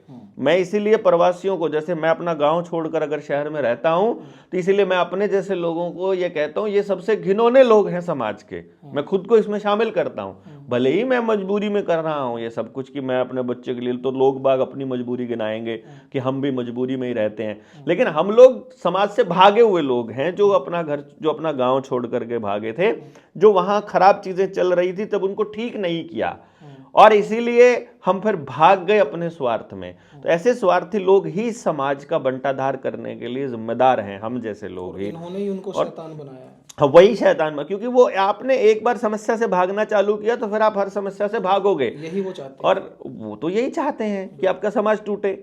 और मैं इसीलिए ट्राई कर रहा हूं कि मैं किसी तरह गांव में वापस जा पाऊं, मैं किस तरह गांव में जाऊं, मैं किस तरह अपने गांव, और मेरे अकेले गांव पे जाने से बात नहीं बनेगी, इसलिए हर कोई अपने गांव की तरफ वापस मूव करो, वापस अपने गांव के बारे में सोचना चालू करो, वरना ये जो शहर है ये आपको खा जाएगा, ये निगल जाएगा। यहाँ जो लोग रहने वाले लोग हैं ये शैतान के ही लोग हैं। ये एप्स्टीन फाइल में एक और जिक्र हुआ है हमारे प्रधानमंत्री मोदी जी के बारे में कि ये इजराइल गए और इजराइल जाके ये बकायदा अपने फायदे के लिए, सत्ता में आने के लिए ट्रंप के सामने इन्होंने नाच के दिखाया है, उसको खुश किया है। और यहाँ तक कि ट्रंप तो बार बार बोलता है कि वो मुझे खुश करने की बहुत कोशिश करता है, और ये बोलता है he is one of my friends, one of, वो ये नहीं बोलता कि मेरा दोस्त है, मेरे दोस्तों में से एक है। तो इस बात में कितनी सच्चाई हो सकती है? क्या किसी देश के पीएम को ये इस हद तक गिरा सकते हैं कि वो इनके सामने नाचे, इनको खुश करने के लिए? पीएम ही तब बनाया जाता है, मुख्यमंत्री तब बना जाता है जब गिर जाता है। ये तो आपको मैंने पहले बोला। और इसको तो बकायदा ट्रेनिंग दी गई थी इसी काम के लिए, और इतने सालों से आरएसएस को तैयार किया जा रहा था अंग्रेज़ों द्वारा। उन्होंने ही स्थापना की थी इसकी। अंग्रेज़ों की, कांग्रेस की भी स्थापना अंग्रेज़ों ने की थी, और आरएसएस की भी स्थापना उन्होंने की थी। और इसलिए की थी कि जब को लोग कांग्रेस से थक जाएं, क्योंकि कांग्रेस से वो लोग भी थक गए थे, world economic forum, United Nations भी, क्योंकि कांग्रेस स्पीड से नहीं चल रही थी। गांधी परिवार में देखो, चाहे कोई ये कहे, हालांकि पीएचएफआई को लाने वाली सोनिया गांधी थी यहाँ पर, सत्यानाश मेडिकल माफिया को यहाँ एंट्री जो दी थी बिल गेट्स को, वो सोनिया गांधी ने ही दी थी। और नवीन पटनायक शुरुआत में सबसे पहले उड़ीसा में इसको शुरू करने वाला व्यक्ति था। मैं उनका बचाव नहीं कर रहा हूँ, लेकिन मैं ये मानता हूँ कि राजीव गांधी के निपटने के बाद जिस स्पीड से इस देश में ये ताकतें आई हैं, क्योंकि सोनिया गांधी को भी शायद इसलिए मजबूर किया गया हो कि राहुल को, प्रियंका को निपटा देंगे, देखो तुम्हारी, इसकी दादी को निपटा दिया, इसके बाप को निपटा दिया, इसके चाचा ताऊ को निपटा दिया, संजय गांधी को, तो तुम छोड़ेंगे तुमको भी नहीं, और ये मालूम है। तो गांधी परिवार के होते हुए जहाँ तक मुझे लगा, गांधी परिवार ने देखो कभी भी सड़कें नहीं बनाई। मतलब ये सड़कें क्योंकि देश की बर्बादी का आधार है। आपको देखो, एप्स्टीन में भी नाम नहीं है उसका, हाँ कहीं नाम भी नहीं है उनका, ठीक है। अब वो, इसका मतलब ये हुआ कि वो आपके गांव की सड़कों को भी टूटा हुआ रखते थे कांग्रेस वाले। वो कहते थे तुम्हें बाहर जाने की जरूरत नहीं है, तुम अपने गांव में अपनी चीजें यहीं पर पैदा कर सकते हो तुम। और तब तक गांव समृद्ध रहे थे, तब तक गांव समृद्ध रहे थे। लेकिन जैसे ही ये ग्लोबलाइजेशन आई, जैसे इन्होंने क्या था, ये अपना, ये सरदार जी थे अपने मनमोहन सिंह, क्योंकि वहीं से पढ़ के आया था, उसी गेम प्लान का हिस्सा था। बिना कोई चुनाव लड़े वो, पहले तो उसको आरबीआई का गवर्नर बनाया गया, उसके बाद उसको बिना चुनाव लड़े वित्त मंत्री बनाया गया, और फिर बिना ही चुनाव लड़े उसको प्रधानमंत्री बनाया गया। मतलब कितना कमाल गेम था, देखो आप, कि उस ऐसे व्यक्ति को प्रधानमंत्री बनाया गया जो उनके एजेंडे पर ही सेट था और उसका महिमा मंडन किया गया। उसी ने देश की जो आबादी को बर्बाद करने का, नई नोटबंदी करने का वो मतलब आधार बनाया। बेसिकली आज की बर्बादी का जो आधार है वो मनमोहन सिंह ने बनाया। उन्होंने इनको बेस तैयार करके दिया इन्होंने। मतलब ये आधार कार्ड वगैरह का सारा कुछ बनाने का जो प्रोग्राम था ये सारा मनमोहन सिंह का ही तैयार किया हुआ है, क्योंकि उसी ने तो प्रेजेंट किया था। इन्होंने विरोध किया था उस वक्त कि ये नहीं है, ये हम लेकर आएंगे। मतलब ये उन्होंने ऊपर बोल दिया था। फाइनल टच उसको दे हाँ, दिया, फाइनल टच कोई ये कर विरोध रहे नहीं हैं। रहा। तो इसलिए क्या है, क्योंकि वो लेकर आए थे तो वो विरोध कर नहीं सकते। जिस जिस योजना को वो लोग लेकर के आए थे उसको ही अमली जामा इन्होंने पहनाया, जिसका ये विरोध कर रहे थे तो पहले। आपका कहने का मतलब ये है कि जो मनमोहन सिंह प्रधानमंत्री बने थे वो सोनिया गांधी ने नहीं बनाए थे, उसकी मर्जी के विरुद्ध जबरदस्ती उनको उसको अरे वो किसी ने भी नहीं बनाए थे, वो वहीं से तय हुआ था, यूनाइटेड नेशन से ही। जो लोग इसको कंट्रोल करते हैं वहीं से तय हुआ था। और बहुत से नाम सारे अभी भी नहीं हुए होंगे, बाहर नहीं आए होंगे। अदरवाइज मतलब मैं खैर मनमोहन सिंह को देख के हम लोग ये नहीं कह सकते कि वो इस खेल में शामिल होंगे, लेकिन वो वहां से मैनेज जरूर थे। हरदीप पुरी है, उनका भी नाम आया है। हाँ, एडवाइजर जो मेरे ख्याल से कोई मंत्री रहे हैं शायद वो। अभी भी अरे वो बहुत से लोगों के नाम नहीं आएंगे, मैं आपको भी बता रहा हूँ, जिनकी अभी जरूरत नहीं है, इनको जिनका इस्तेमाल करने की जरूरत नहीं है। यूज एंड थ्रो कर दिया, उनके लिए बाद में अलग से तैयार करके रखेंगे वो। तो ये जो पूरा का पूरा प्लान है, इस पूरे गेम प्लान को मैं ये कहूँ अगर, तो इस गाँव को बर्बाद करने का जो खेल था, गाँव को शहरों में लेने का खेल, गांव की बाउंड्रीज खत्म करने का और गांव के लोगों के अधिकार खत्म करने का खेल, इसके लिए इनको लेके आया गया है। और कांग्रेस और बीजेपी को पैरेलल में ग्रोथ होने दिया गया। और कांग्रेस क्योंकि स्लो कर रही थी सत्यानाश, मतलब नाश नहीं कर पा रही थी वो, इसीलिए उसको इतना बदनाम टाइम ले रही थी नाश करने में। इसीलिए इनको यह कहा गया कि तुम अगर फास्ट करते हो इस बर्बादी को तो हम तुम्हें रखते हैं फिर अगले 10-15 साल। और 15 साल बहुत बड़ा समय होता है नई पीढ़ी के अंदर गंदगी और नफरत को परोसने के लिए। जो बच्चा आज आपका 18 साल का हो गया है, अगले 18 साल बाद वो 36 का हो जाएगा। यानी अब अगर नरेंद्र मोदी चला भी जाता है तो इनका जो बोया हुआ जो आज का जो जहर है, पिछले 15 सालों का जो जहर बोया हुआ है, वो आगे 15-20 साल बाद पूरा जवान आपकी और मेरी उम्र में होगा, बुढ़ापे में होगा। तो गंदगी उसके दिमाग में कब तक रहेगी, सोचिए समाज में जो आज का काम ये कर रहे हैं। बजट आया था सर, उसमें निर्मला जी जो है उनसे पूछा गया कि इसमें मिडिल क्लास के लिए क्या है, तो उन्होंने बोला कि हो है इसमें मिडिल क्लास के लिए। और इसके साथ साथ अगर और मैं बात करूं कि जो हमारी जो व्यवस्था भी चल रही है देश की, चाहे इसमें प्रधानमंत्री जी हैं, संसद है, सब कुछ आ गया। ईवीएम जिस तरीके से देश में काम कर रही है, आपने 15 साल की बात की मोदी जी के बारे में, 15 साल इनको हो जाएंगे अभी। ईवीएम के चलते क्या कभी देश में सत्ता परिवर्तन हो पाएगा? क्या संभव है? देखो, सत्ता परिवर्तन तो जिस दिन वो लोग चाहेंगे, ये व्यक्ति ये नहीं वो चाहेंगे। हाँ, वो चाहेंगे। इसकी कोई औकात नहीं है यार। राहुल गांधी की या सोनिया की या मोदी की कोई औकात नहीं है उनके सामने। वो तो अभी दिख ही रहा है। हाँ, वो तो अभी दिख ही रहा है सर। जब ये इस तरीके से डील को साइन करके आ रहे हैं, और ना मीडिया में कुछ है, ना लोगों को डिटेल्स पता है, और बोल नहीं पा रहे हैं, कुछ संसद में नहीं बैठ पा रहे। वो इसीलिए उसी से तो भाग रहा है। वो तो नौटंकी जो चल रही है, प्रेशर वहां से है, प्रेशर तो वहीं से है। देखो, मैं आपको एक बात बता रहा हूँ, आज आप गांव के अंदर सरकारी योजनाओं को बंद कर दो, जैसे आधार लिंकेज बंद कर दो, 5G के टावरों को उखाड़ना चालू कर दो, आप ये इनके जितने भी फ्री के जितने प्रोपेगेंडा है, फ्री का राशन है, पेंशन है, ये सब वापस कर दो, आधार सरेंडर कर दो, ये एलिवेटेड हाईवेज बनना बंद कर दो, टोल टैक्स की वसूली बंद कर दो, क्योंकि टोल टैक्स का मतलब है आपने कंपनी को मालिक मान लिया है उस सड़क का। या गांव एक बार अपना ग्राम सभा का प्रस्ताव पास करके ये फरमान जारी कर दे कि जब तक यहां टोल रहेगा, इस टोल में प्रॉफिट में हिस्सा गांव का रहेगा। मैं नहीं कह रहा हूं कि आप व्यक्तिगत ले लो, लीज पे दो उनको, कि ये, क्योंकि हमारी अगली पीढ़ियां भूल जाएंगी कि जमीन तुम्हारे बाप दादाओं की है। जैसे स्कूल की जमीन है आपके गांव में, अब स्कूल की जमीन आपके दादा ने गिफ्ट करी थी पूरे गांव को, तो वो आपके नाम पर खड़ी, आज भी वो जमीन आपके नाम खड़ी थी, आपके पुरखों के नाम। वो जमीन आपने दी गांव के स्कूल को, पहले उसको बोलते थे गामाड़ा स्कूल, बड़ा स्कूल छोटा स्कूल, गाँव स्कूल, भाई गाँव स्कूल में जा रहा, एक प्राइवेट स्कूल होता था, फिर एक प्राइवेट हो गया, दूसरे को सरकारी चालू कर दिया क्योंकि उसमें सरकार के मास्टर आ गए। अब सरकार ने वो जमीन भी अपने नाम कर ली धोखे से, जबकि वो जमीन गांव की थी। इसी तरह बणी की, जोड़ की, शामलात की और चौपाल की, वो सारी जमीन सरकार ने अपने नाम कर लिया है। तो जब सरकार ने आज अपने नाम कर लिया है, आने वाले 20-25 साल बाद, अब आप तो रहते नहीं हो गांव में, मैं तो रहता नहीं हूं, मेरे बच्चे को तो पता भी नहीं है कि वो जमीन मेरे पुरखों की है, सरकार की मान लेगी, बच्चों के बच्चे आ जाएंगे, उसको नहीं मानेगा कोई भी। इसलिए ये जरूरी है कि पूरा गांव मिल करके दस्तावेज अपने बनाए, ऑनलाइन चीजों के ऊपर बिल्कुल डिपेंडेंसी बंद कर दे और अपने दस्तावेज बनाए कि गांव ने ये दस्तावेज बनाए हैं कि ये जमीनें गांव की हैं और हम कब्जा दे रहे हैं, और डीसी को ज्ञापन दे दो, चुपचाप एक चिट्ठी पहुंचा दो, मेमोरेंडम की हमारी रहेगी, वापस हमारे नाम कर दो। यदि तुम ये नहीं करते हो तो हम तुम्हारा जो आधिपत्य उसको खत्म करते हैं। आंगनबाड़ी वर्कर का, आशा वर्कर का कोई प्रोपेगेंडा मत चलने दो, डेट ऑफ बर्थ सर्टिफिकेट मत बनवाओ आप उनसे, अपने बच्चों को खुद पढ़ाओ ना यार, अपने लिए रोजगार हम खुद पैदा करेंगे। मैं ये कह रहा हूं उनके ऊपर डिपेंडेंसी खत्म कर दो, ये नरेंद्र मोदी सत्ता से हट जाएगा, कुछ भी 1 मिनट लगेगी। उसके बाद नया प्रोपेगेंडा लाने के लिए इनको नया हीरो बनाना पड़ेगा। नया हीरो वो हमारे जनता सरकार मोर्चा में से, जैसे मैं तो चुनाव नहीं लड़ूंगा, वो हमारे में से ही हमारा विरोधी उठा के खड़ा कर देंगे, या किसी को भी हीरो बनाने के लिए अरे 1 हफ्ता उसके बारे में चलाना है, वो देवता दगने लग जाएगा लोगों को।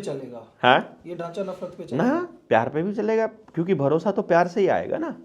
भरोसा तो सर, मतलब जैसे गद्दार लोग तो रहेंगे, गद्दार लोग भी रहेंगे और समाज के लिए अच्छा सोचने वाले लोग भी रहेंगे, दोनों तरफ के लोग रहेंगे। एक छोटा सा सवाल है, आधार की आपने बात की कि आधार सरेंडर कर दो, क्या अभी सिस्टम में कोई ऐसी व्यवस्था है, मान लो मैं या कोई भी चाहता है कि मेरा आधार कार्ड है और मैं इसको सरेंडर मैं बंद करना चाहता हूँ, हाँ बिल्कुल, उसको सरेंडर किया जा सकता है? बिल्कुल किया जा सकता है, और उसको लिख के देना पड़ेगा एफिडेविट के ऊपर कि मैं आगे से कोई सरकार की सेवा नहीं लूंगा, और मैं तुमसे कोई सेवा लेने के लिए, मतलब मैंने ये आधार नहीं बनवाया था, और मेरा जब ये नागरिकता का प्रमाण पत्र ये नहीं है, पहचान का प्रमाण पत्र ये नहीं है, ये किसी खाते में आता ही नहीं है, ये सिर्फ एक नंबर है जो आपको नंबर बना रहा है, जो इंसान से आपको नंबर बना रहा है। आप इसको समझ नहीं रहे हैं, डिजिटलाइजेशन के आपका सारा डेटा प्राइवेट हाथों में देने का हथियार है ये, इसका कोई मतलब नहीं है। किसी भी आपके सिविल में आधार मांगेंगे, लेकिन जब आपको कोई सेवा लेनी है या कुछ अपना हक लेना है तो वहां पे आधार नहीं मांगे, और बनाया इन्होंने ही है। हाँ, बनाया इन्होंने ही है, ये इनका नहीं है, ये उधर उन्हीं का है। अब एक बड़ा मेन सवाल है सर आपसे, अक्सर मैं देखता हूँ जब आपकी वीडियोस देखते हैं या लोगों से कभी बैठे हैं कहीं बात चल रही है, तो ये बड़ा मेरा मेजर सवाल है सर आपसे तो वहाँ पे ये सुनने को मिलता है कि जो बलहारा जी हैं वो, हमें लगता है कि कहीं ना कहीं मार्क्सवाद से प्रभावित है, कि कार्ल मार्क्स को बहुत ज़्यादा वो मानते हैं, या फिर जनता सरकार मोर्चा का जो मंच है वो मार्क्सवादी जो विचारधारा है उस पर चल रहा है, और जो लोग ये कह रहे हैं वो almost same as it is, लगभग मार्क्स भी कहता था। तो उनका मानना ये है कि ऐसी व्यवस्था संभव नहीं है जिसमें कोई लगाम न लगाई जाए, क्योंकि बहुत सारे क्राइम्स भी होंगे, तो समाज के लेवल पे या अपने लेवल पे उनको रोकना बहुत मुश्किल है, इसीलिए स्टेट की ज़रूरत है। देखो मैं आपको बताता हूँ, स्टेट की ज़रूरत है, मतलब ये आपने सवाल पूछा। पहला मैं कार्ल मार्क्स की बात बता देता हूँ। मैं कार्ल मार्क्स से बिल्कुल भी प्रभावित नहीं हूँ, और मैं कोई मार्क्सवादी इंसान नहीं हूँ जी। मुझे कुछ लोग कम्युनिस्ट बोलते हैं जो राइट विंग वाले हैं, और लेफ्ट विंग वाले मुझे राइट विंग वाला बोलते हैं। ये मतलब हमको उधर वाले जब, क्योंकि मैं तो देखो, मैंने तो बहुत स्पष्ट किया हुआ है, मैं आज फिर से कर देता हूँ कि मैं कम्युनिस्टों को अपने मंच पर नहीं आने देता, और मैं बिल्कुल स्पष्ट बोलता हूँ, ये जब हम सभी खाप पंचायतों को और किसान संगठनों को इकट्ठा करेंगे, उनमें से ये लाल झंडे वाले हमारे यहाँ नहीं आने चाहिए। मैं तो इनको पहले ही बोलता हूँ। अब मैं ऑनलाइन बोल दिया, अब तो लाल झंडे वाले हमको देखते ही चिढ़ जाते हैं, चिढ़ते भी हैं, पहले से चिढ़ते हैं, क्योंकि जितना नुकसान इन्होंने किया है समाज का, जो ये ट्रेड यूनियन बना के और सरकारी संगठनों में जो यूनियन बना के जो कम्युनिस्टों ने जो नुकसान किया है, जो अपने आप को कामरेड बोला करते थे, उतना नुकसान किसी ने नहीं किया। उसका कारण क्या है कि इनकी ये हमेशा आदमी को भिखारी बनने की सलाह देते रहे। मैं जब टीचर यूनियन में था तो मैं भी कम्युनिस्टों की यूनियन में था, क्योंकि वहाँ दूसरी यूनियन को एस्टेब्लिश होने नहीं देते थे, और चौटाला की भी यूनियन थी उसमें, हुड्डा की भी यूनियन थी उसमें, मायावती की भी थी, तो कम्युनिस्टों की भी थी। लेकिन सबसे बढ़िया जो बोलना आता था वो कम्युनिस्टों को आता था वहाँ। तो मैं भी उनसे प्रभावित होकर पहुंच गया। मैंने जब जा करके बोला कि यार तुम मांगते क्यों हो, तुम मतलब तुम कह रहे हो हमारी ये मांगे हैं, मांगे तो यार भिखारियों की होती हैं, मांगना तो भिखारी का काम है, तुम तो जनता हो, तुम तो मालिक हो, तुम तो अल्टीमेटम दोगे, तुम तो उनको ज्ञापन दोगे या उनको मतलब बताओगे, आदेश दोगे। आदेश मानना उनकी मजबूरी है, या वो बताएं लिख करके हमारी क्या मजबूरी है, हम नहीं पारित कर पा रहे। तो मेरे से वो चिढ़ जाते थे उसी टाइम पर ही। फिर मैं दूसरी बात बोलता था, यार हम लोग अपनी तनख्वाह के लिए, डीए के लिए, अपने परमानेंट होने के लिए, पक्के होने के लिए बहुत सारी मांगे उनके सामने रखते हैं, डिमांड्स में रखते हैं, पर हम बच्चों के लिए तो कुछ भी नहीं मांग रहे जो बच्चों का फायदा करता हो। तो मेरे से फिर चिढ़ जाते थे वो लोग।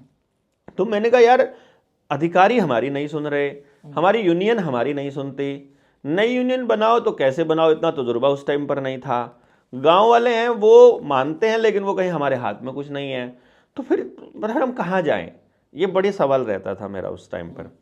दूसरी बात जो थी आप कह रहे थे, और फिर मैं बड़ा जब आया किसान आंदोलन में, जितना अंदर कचरा ये लोग करते थे इतना कोई भी नहीं करता था। अभी भी मैंने देखा बाहर भी, अभी आजकल भी अगर मैं जब इकट्ठा बुलाते हैं कुछ संगठनों को, तो जो लाल झंडे वाले होते हैं 4 लोग होते हैं, ये झंडे पक्के रखते हैं, मतलब जितने आदमी नहीं होते उससे ज्यादा झंडे होते हैं, और दूसरों को पकड़ा देते हैं, और ऐसा लगता है जैसे ये कॉल ही नहीं की है। कॉल होती है संयुक्त किसान मोर्चा की, और खड़े होते हैं लाल झंडे वाले, वो दिखाते ही है कि जैसे हम हैं। बाकी लोगों के पास इतनी इन्फॉर्मेशन नहीं होती, तो बोलने के लिए फिर इन्हीं को बुलाना पड़ता है क्योंकि इनका तजुर्बा है, और ये यकीन दिलाते हैं। तो जो लेफ्ट विंग और राइट विंग ने जो बड़ा नुकसान समाज का दोनों का क्या किया, कि लेफ्ट विंग कह रही है कि कसूर किसका निकालना है, वो कह रही है कि सरकार करेगी जो कुछ करेगी, तो जनता को बेसिकली वो अपाहिज बनाने का काम कर रही है। सरकार करेगी, सरकार से मांगो कि ये करो, हाँ, सरकार से मांगो, ठीक है, वो ये कह रही है, हमारी मांगे हैं, ये तो ये कह रही है। और जो राइट विंग है वो ये कहती है कि तुमको डरना किससे है, तुमको राजा से भी डरना चाहिए, तुमको भगवान से भी डरना, तुमको हमसे भी डरना चाहिए।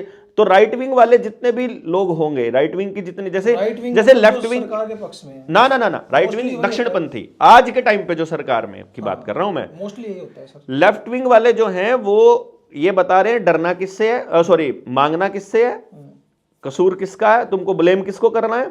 राइट विंग कह रहे हैं डरना इससे है। तो उनके जितने संगठन होंगे वो आपको मांगना सिखाएंगे, और इनके जितने संगठन होंगे वो डरना सिखाएंगे। जैसे विश्व हिंदू परिषद है, बजरंग दल है, आरएसएस है, उनका काम क्या है, गुंडागर्दी, डर पैदा करना, ठीक है, वो लोगों में डर पैदा करते हैं। तो ये दोनों का एक ही काम है।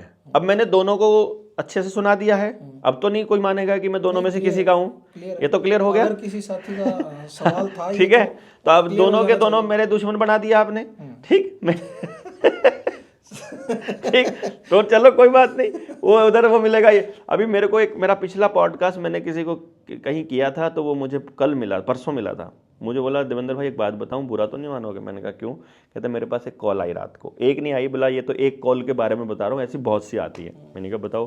बोला वो ये कह रहा था कि भाई मैं तेरे को 1 लाख रुपए दूंगा, तू देवेंद्र बल्लारा को एक बात लेख पे बुला ले। तो बोला क्या करना है? बोला उसको पीटना है मैंने।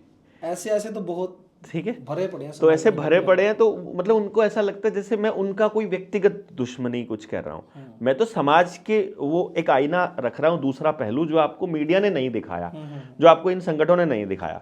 दूसरा सवाल क्या था इसी में आपने जो पूछा था, कार्ल मार्क्स वाला की जो विचारधारा है, जो व्यवस्था है, वो तो कर दिया। अब मैं कामयाब है कि नहीं, स्टेट की जरूरत, हाँ स्टेट की जरूरत, ये वाला को सवाल था। देखो मैं ये कह रहा हूँ कि मान लीजिए अपराध हो गया, अपराध दोबारा से ना हो, ये काम करना है समाज को। जी हाँ, बिल्कुल। जो स्टेट जिसको आप कह रहे हो, यानी पुलिस है और जो जुडिशरी है। सर जो पुलिस है ना, मेरा एक्सपीरियंस भी है खुद का, पुलिस जो है, पुलिस को देख के किसी के मन में ये नहीं आता ये तेरी रक्षा करेगा, ये लगता है कि ये गुंडा है। मैं ये कह रहा हूँ, और ये है गुंडे ना, तो इनको सर इनमें कोई मान्यता है? देखो पुलिस, बोलने की तमीज है, वो इनको बनाया इसलिए जानबूझकर इसी तरह का रखा गया है।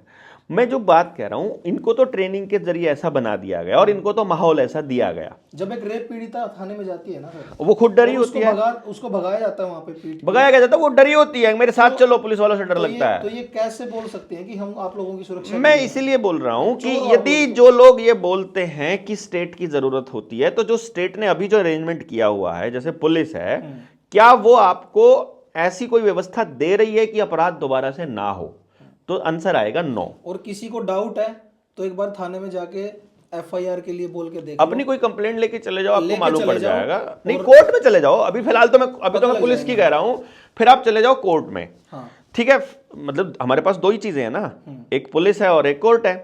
फिर आप अपना न्याय के लिए चले जाओ कोर्ट में, और फिर देखो क्या कोर्ट ऐसा कोई अरेंजमेंट करती है कि वो अपराध दोबारा से ना हो समाज में। तो कोर्ट भी ऐसा कोई निर्णय नहीं करती। इसका मतलब है कि पुलिस और जो जुडिशरी है वो दोनों अपने आप में फेल हो चुकी है। और कोई ऐसा ठीक है, करती हो आपको इंस्टेंट रिलीफ मिल जाएगा, है ना, कुछ भी नहीं करती। अब आप ये बताइए, जहां साफ दिखाई दे रहा है कि दो भाइयों में झगड़ा हुआ था या दो पड़ोसियों में झगड़ा हुआ था और उसमें गलती किसकी है पूरे गांव को मालूम है, केवल सत्य की बात करने वाले आदमी बैठ जाएं अगर और दोनों पक्षों को बिठा लें, वहीं के वहीं झगड़े का समाधान हो सकता है बिना जीडीपी को बढ़ाए। ठीक है ना, मतलब आपका सत्यानाश बिल्कुल योजनाबद्ध तरीके से करवाया जाता है स्टेट को सामने रख के। बेसिकली स्टेट का काम है बाहरी ताकतों से लड़ने का, वहां उनसे हथियार खरीदने का नहीं। अब आपने राफेल खरीद लिए, मान लो राफेल तो खरीद लिया आपने, लेकिन राफेल का किल स्विच तो उन्हीं के पास है जिनसे खरीदा है, वो तो चला तो नहीं सकते उनसे पूछे बिना। फायदा क्या है उस राफेल का? सीधा सीधा ये है कि जो स्टेट है ना, हाँ, वो आपकी रक्षा नहीं कर रही, आपको न्याय नहीं दे रही, वो दलाली कर रही है, वो पैसे जानबूझकर समाज की व्यवस्था को उनके कंट्रोल में दे रही है। तो समाज को वापस अपना कंट्रोल अपने हाथ में लेना पड़ेगा कि समाज क्या चाहता है, क्या वो वाकई में अपने आप को उनको सौंपना चाह रहा है, या आपको यही व्यवस्था चाहिए अगर, तो फिर ठीक है, और नहीं चाहिए तो आप अपनी गर्दन किसी और को क्यों दे रहे हो भाई? मुझे मेरी ये समझ से बाहर है। तो जो ऑनलाइन जो प्रोपेगेंडा है, इसको तो बिल्कुल बंद करना चाहिए, बिल्कुल बंद होना चाहिए ये। तो इस सब में सर जो साइंस है या टेक्नोलॉजी है या जो ऐसी चीज़ें हैं जो एक जो ऐसा बंदा है जो आस्तिक भी नहीं है, नास्तिक भी नहीं है, और वो ये मानता है कि भाई मैं तो खोजी हूँ, मुझे साइंस और टेक्नोलॉजी के रास्ते पे आगे बढ़ना है, तो कहीं ना कहीं अगर वो समाज की इस उधेड़-बुन में खुद का हिस्सा अपने आप को झोंक देगा, तो ऐसा नहीं है कि वो पीछे रह जाएगा किससे पीछे रहना? साइंस और टेक्नोलॉजी इन सब चीज़ों से। कैसे? हमारे पास तो व्यवस्था नहीं है सर, सामाजिक व्यवस्था कोई नहीं। एग्जाम्पल बताइए, देखिए कोई एग्जाम्पल बताइए आप। एग्जाम्पल बताता हूँ सर आपको मैं। आज जो व्यवस्था चल रही है, क्लियर तो किसी को भी नहीं है, ये सबको पता है कि हाँ भाई ये सब गलत हो रहा है। आप हो या आपके साथ लाखों लोगों की टीम है, वो आज सामाजिक ढांचे को ठीक करने में लगी है, और आपने उनको ऐसे तैयार किया कि इंडिविजुअली आप आपकी जिम्मेदारी लो, बल्हारा वहां नहीं आएगा। ठीक है, हाँ, वो लोग जिम्मेदारी ले भी रहे हैं, वो अपना लड़ भी रहे हैं, वो अपने अपने लेवल पे, और ये सही भी है। तो इन सब चीजों में जैसे दूसरी कंट्रीज हैं, जर्मनी है, जापान है, बहुत सारी कंट्रीज है जो ठीक भी चल रही है, जो टेक्नोलॉजी में ठीक चल रही है हमसे। तो हमारा देश टेक्नोलॉजी में, इंजीनियरिंग में ऐसा नहीं है। कहाँ, कौन सी टेक्नोलॉजी में हम किससे पीछे रहना है? मुझे तो सिर्फ इतना जानना है। टेक्नोलॉजी सर, जैसे जर्मनी को ले लो, चाइना को भी ले सकते क्या है उसमें टेक्नोलॉजी में? क्या मुझे रोबोटिक्स है, साइंस है। क्या रोबोटिक का क्या मतलब है? रोबोट एआई है जैसे। मतलब क्या, मतलब मैं उससे क्या करवाना क्या चाहते हो आप? उससे सिर्फ ये इतना करवाना चाहते हैं कि आप मेहनत करनी कम कर दो, आपका काम वो कौन सी मेहनत कम? शारीरिक, जैसे कि मशीन आ जाएंगी करना। काम बताइए, काम बताइए मुझे आप, काम बताइए। काम मशीन कर लें, खेती का काम। हाँ। देखिए अब मैं आपको ये बता रहा हूँ, इसी चीज को समझना, मैं आपसे ये पूछने की कोशिश कर रहा था। मैं आयुर्वेद के एक आयुर्वेदाचार्य से के साथ बैठा बात कर रहा था, तो मैंने कहा, वो बात कर रहे थे भाई कुदरती तरीके से बच्चा पैदा करना है, कोई इंजेक्शन मत लगवाना, ऑपरेशन मत करवाना। तो उस पर सलाह दे रहे थे वो, एक कपल बैठा था और मैं भी वहीं पास में बैठा था। तो उसे बोला कि तुमको क्या करना है? तो उसे बोल रहा है कि बेटा देखो, अगर तुम सचमुच एक हेल्दी बच्चा चाहते हो तो तुमको फिजिकल वर्क करना पड़ेगा। ठीक है। इसका मतलब है कि रोबोट आ जाएगा अगर उसके घर में, तो उसका बच्चा हेल्दी नहीं होगा, इसका ये मतलब मान रहा हूं मैं। फिर उसने बोला बेटा, भी सर, अभी तो मैं अभी आपको सारी चीजें जोड़ के बताऊंगा। फिर वो कह रहा है कि देखो बेटा अपने घर से वाईफाई जो है वो बंद कर दो, क्योंकि उसमें जो विकिरणें होती हैं बहुत खतरनाक होती हैं। वो बोली कि आचार्य जी वाईफाई इतनी खतरनाक थोड़ी होती है। बोली एक बात सोचो पुत्र, आपको एक्सरे जब करवाया जाता है तो ये कहा जाता है कि एक्सरे की जो किरणें हैं जो शरीर के अंदर पेनिट्रेट करती हैं वो कमज़ोर करती हैं हमें। बोली हाँ। तो बोला आप एक सोच कर देखो, जैसे अपन इस कमरे में बैठे हैं बंद कमरे में, और ये दीवारों के पार निकल जाती है इसकी मोबाइल की रेंज, मतलब टावर कहाँ रखा है वहां से यहाँ दीवार से पार, आप तीन कमरों में अंदर बैठे होंगे वहां भी पहुंच जाएगी। तो जो दो तीन दीवारों को पार करके निकल सकती हैं किरणें, वो आपकी बॉडी को भी करती होंगी, उसके लिए कुछ भी नहीं है ना। तो जो नवजात शिशु है और जो दिमाग के जो कोमल टिश्यू हैं उसका भी नुकसान होता होगा उनका। वो बोलने लगी कि हाँ जी। तो बोला कि ये बंद करना पड़ेगा आपको। बोला फिर जो लेकिन जो आसपास वाईफाई के टावर हैं वो जो, और जो पड़ोसियों के वाईफाई हैं वो, जो 5G का रेडिएशन है वो दूसरा टावरों का। बोला बेटा समझ आएगा धीरे धीरे समाज को, लेकिन फिलहाल तुम अपने घर का जो बिल्कुल नजदीक है उसको तो बंद करो। तो मोबाइल को जितना हो सके दूर रखो 6-7 फुट की दूरी पर, और बंद करके रखो जरूरत नहीं है तो, और ये सब करके रखो। चलो जी। फिर बोली जी मैं कैसे कैसे काम करूं। बोला देखो बेटा अगर तुम्हें अपने बच्चे को हेल्दी रखना है तो नीचे बैठ के खाना बनाओ, पोछा लगाओ, और नीचे बैठ के थाप्पी के साथ बर्तन वो धो, कपड़े धो, मतलब मशीन में मत धोना, हाथ से धोना, बैठ करके काम करो जितना हो जाए जितना हो सके। तो अब वो बोलती है कि अगर मैं ये करूंगी तो मैंने वॉशिंग मशीन क्यों लेके आई, मेरे घर में तो वो साफ करने वाला रोबोट है छोटा सा, वो सफाई करता, पोछा लगाने वाला, पोछा भी वो लगाता है। तो बोली कि खाने बनाने की भी मैंने तो मशीन ले रखी है, आटा गूंदने की भी। बोली ना बेटा हाथ से करो। फिर उसने बोला कि यार मेरी तो सास जो है वो अपने हाथ से करती थी तो उसके हाथ आज भी नहीं दुखते, मेरे तो यहाँ से दुखने लग जाते हैं जल्दी जल्दी, उनको तो नहीं दुखते। फिर उसने बोला कि तुम जिस पार्ट को काम पे लगाओगे ना बच्चे वही मजबूत बनेगा। फिर बोले ठीक है जी। फिर बोले कि मेरे को तनाव रहता है, उसने बोला, उस लेडी ने बोला। तो वो आचार्य जी कहने लगे कि देखो बेटा अगर तुम तनाव से मुक्ति चाहते हो तो नंगे पैर ऐसी जमीन में चलो जहां पर केमिकल ना पड़ा हो, मतलब ऑर्गेनिक जमीन जहाँ खेती हो रही हो, और जितना हो सके ना पेड़ों को अपने हाथों से टच करो। बोले जी पेड़ों को हाथों से। बोला हाँ अगर हो सके। आप घर में गाय रखते हो? बोला जी ना रखते नहीं है। तो एक काम करो, यदि किसी को बोल सको किसी के खेत में जाके और अपने हाथ से जैसे बरसीम या ज्वार जो आज की फसल की घास है ना उसको हाथ से पकड़ो और काटो, हाथ से पकड़ो काटो, हाथ से पकड़ो काटो।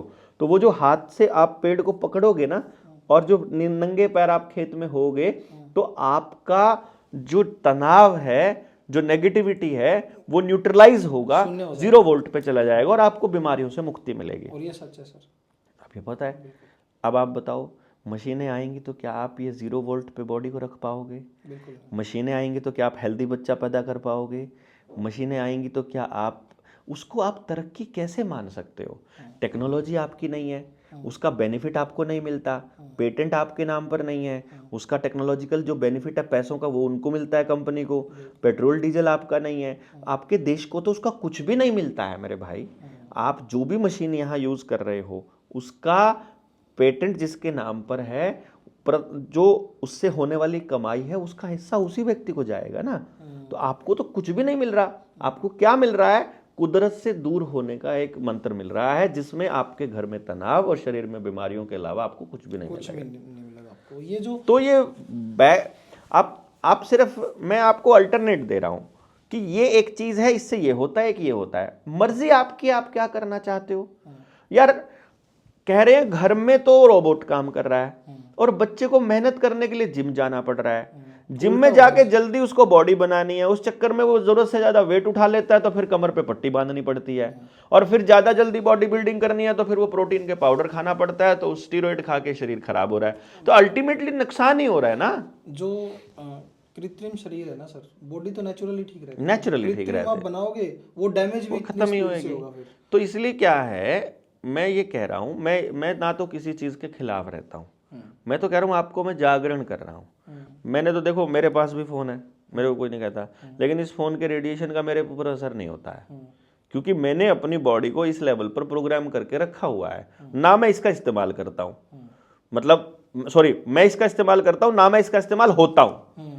फोन को आप खुद को इस्तेमाल नहीं होने दे रहे मैं नहीं इस्तेमाल होता, कि वहां बैठे लोग फोन के थ्रू आपको एक्सेस ना कर जी रहे ना, वो मेरे को एक्सेस नहीं कर सकते। हैं। ये अभी अगर इस लेवल की बात जाती है जब वी वर्ल्ड के नाम पे, तो अभी जो हमारे जो प्रधान सेवक हैं, चौकीदार जिनको बोलते हैं, तो चौकीदार जी ने एक बहुत बड़ा रास्ता खोल दिया है, गेट खोल दिया है यूरोप के लिए।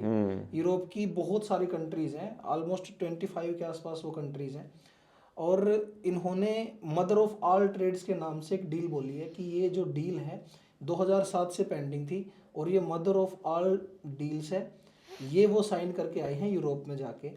और मैं आपसे ये जानना चाहता हूँ कि इस डील से वो लोग हमें क्या बेचना चाहते हैं, हम क्या उनको दे पाएंगे।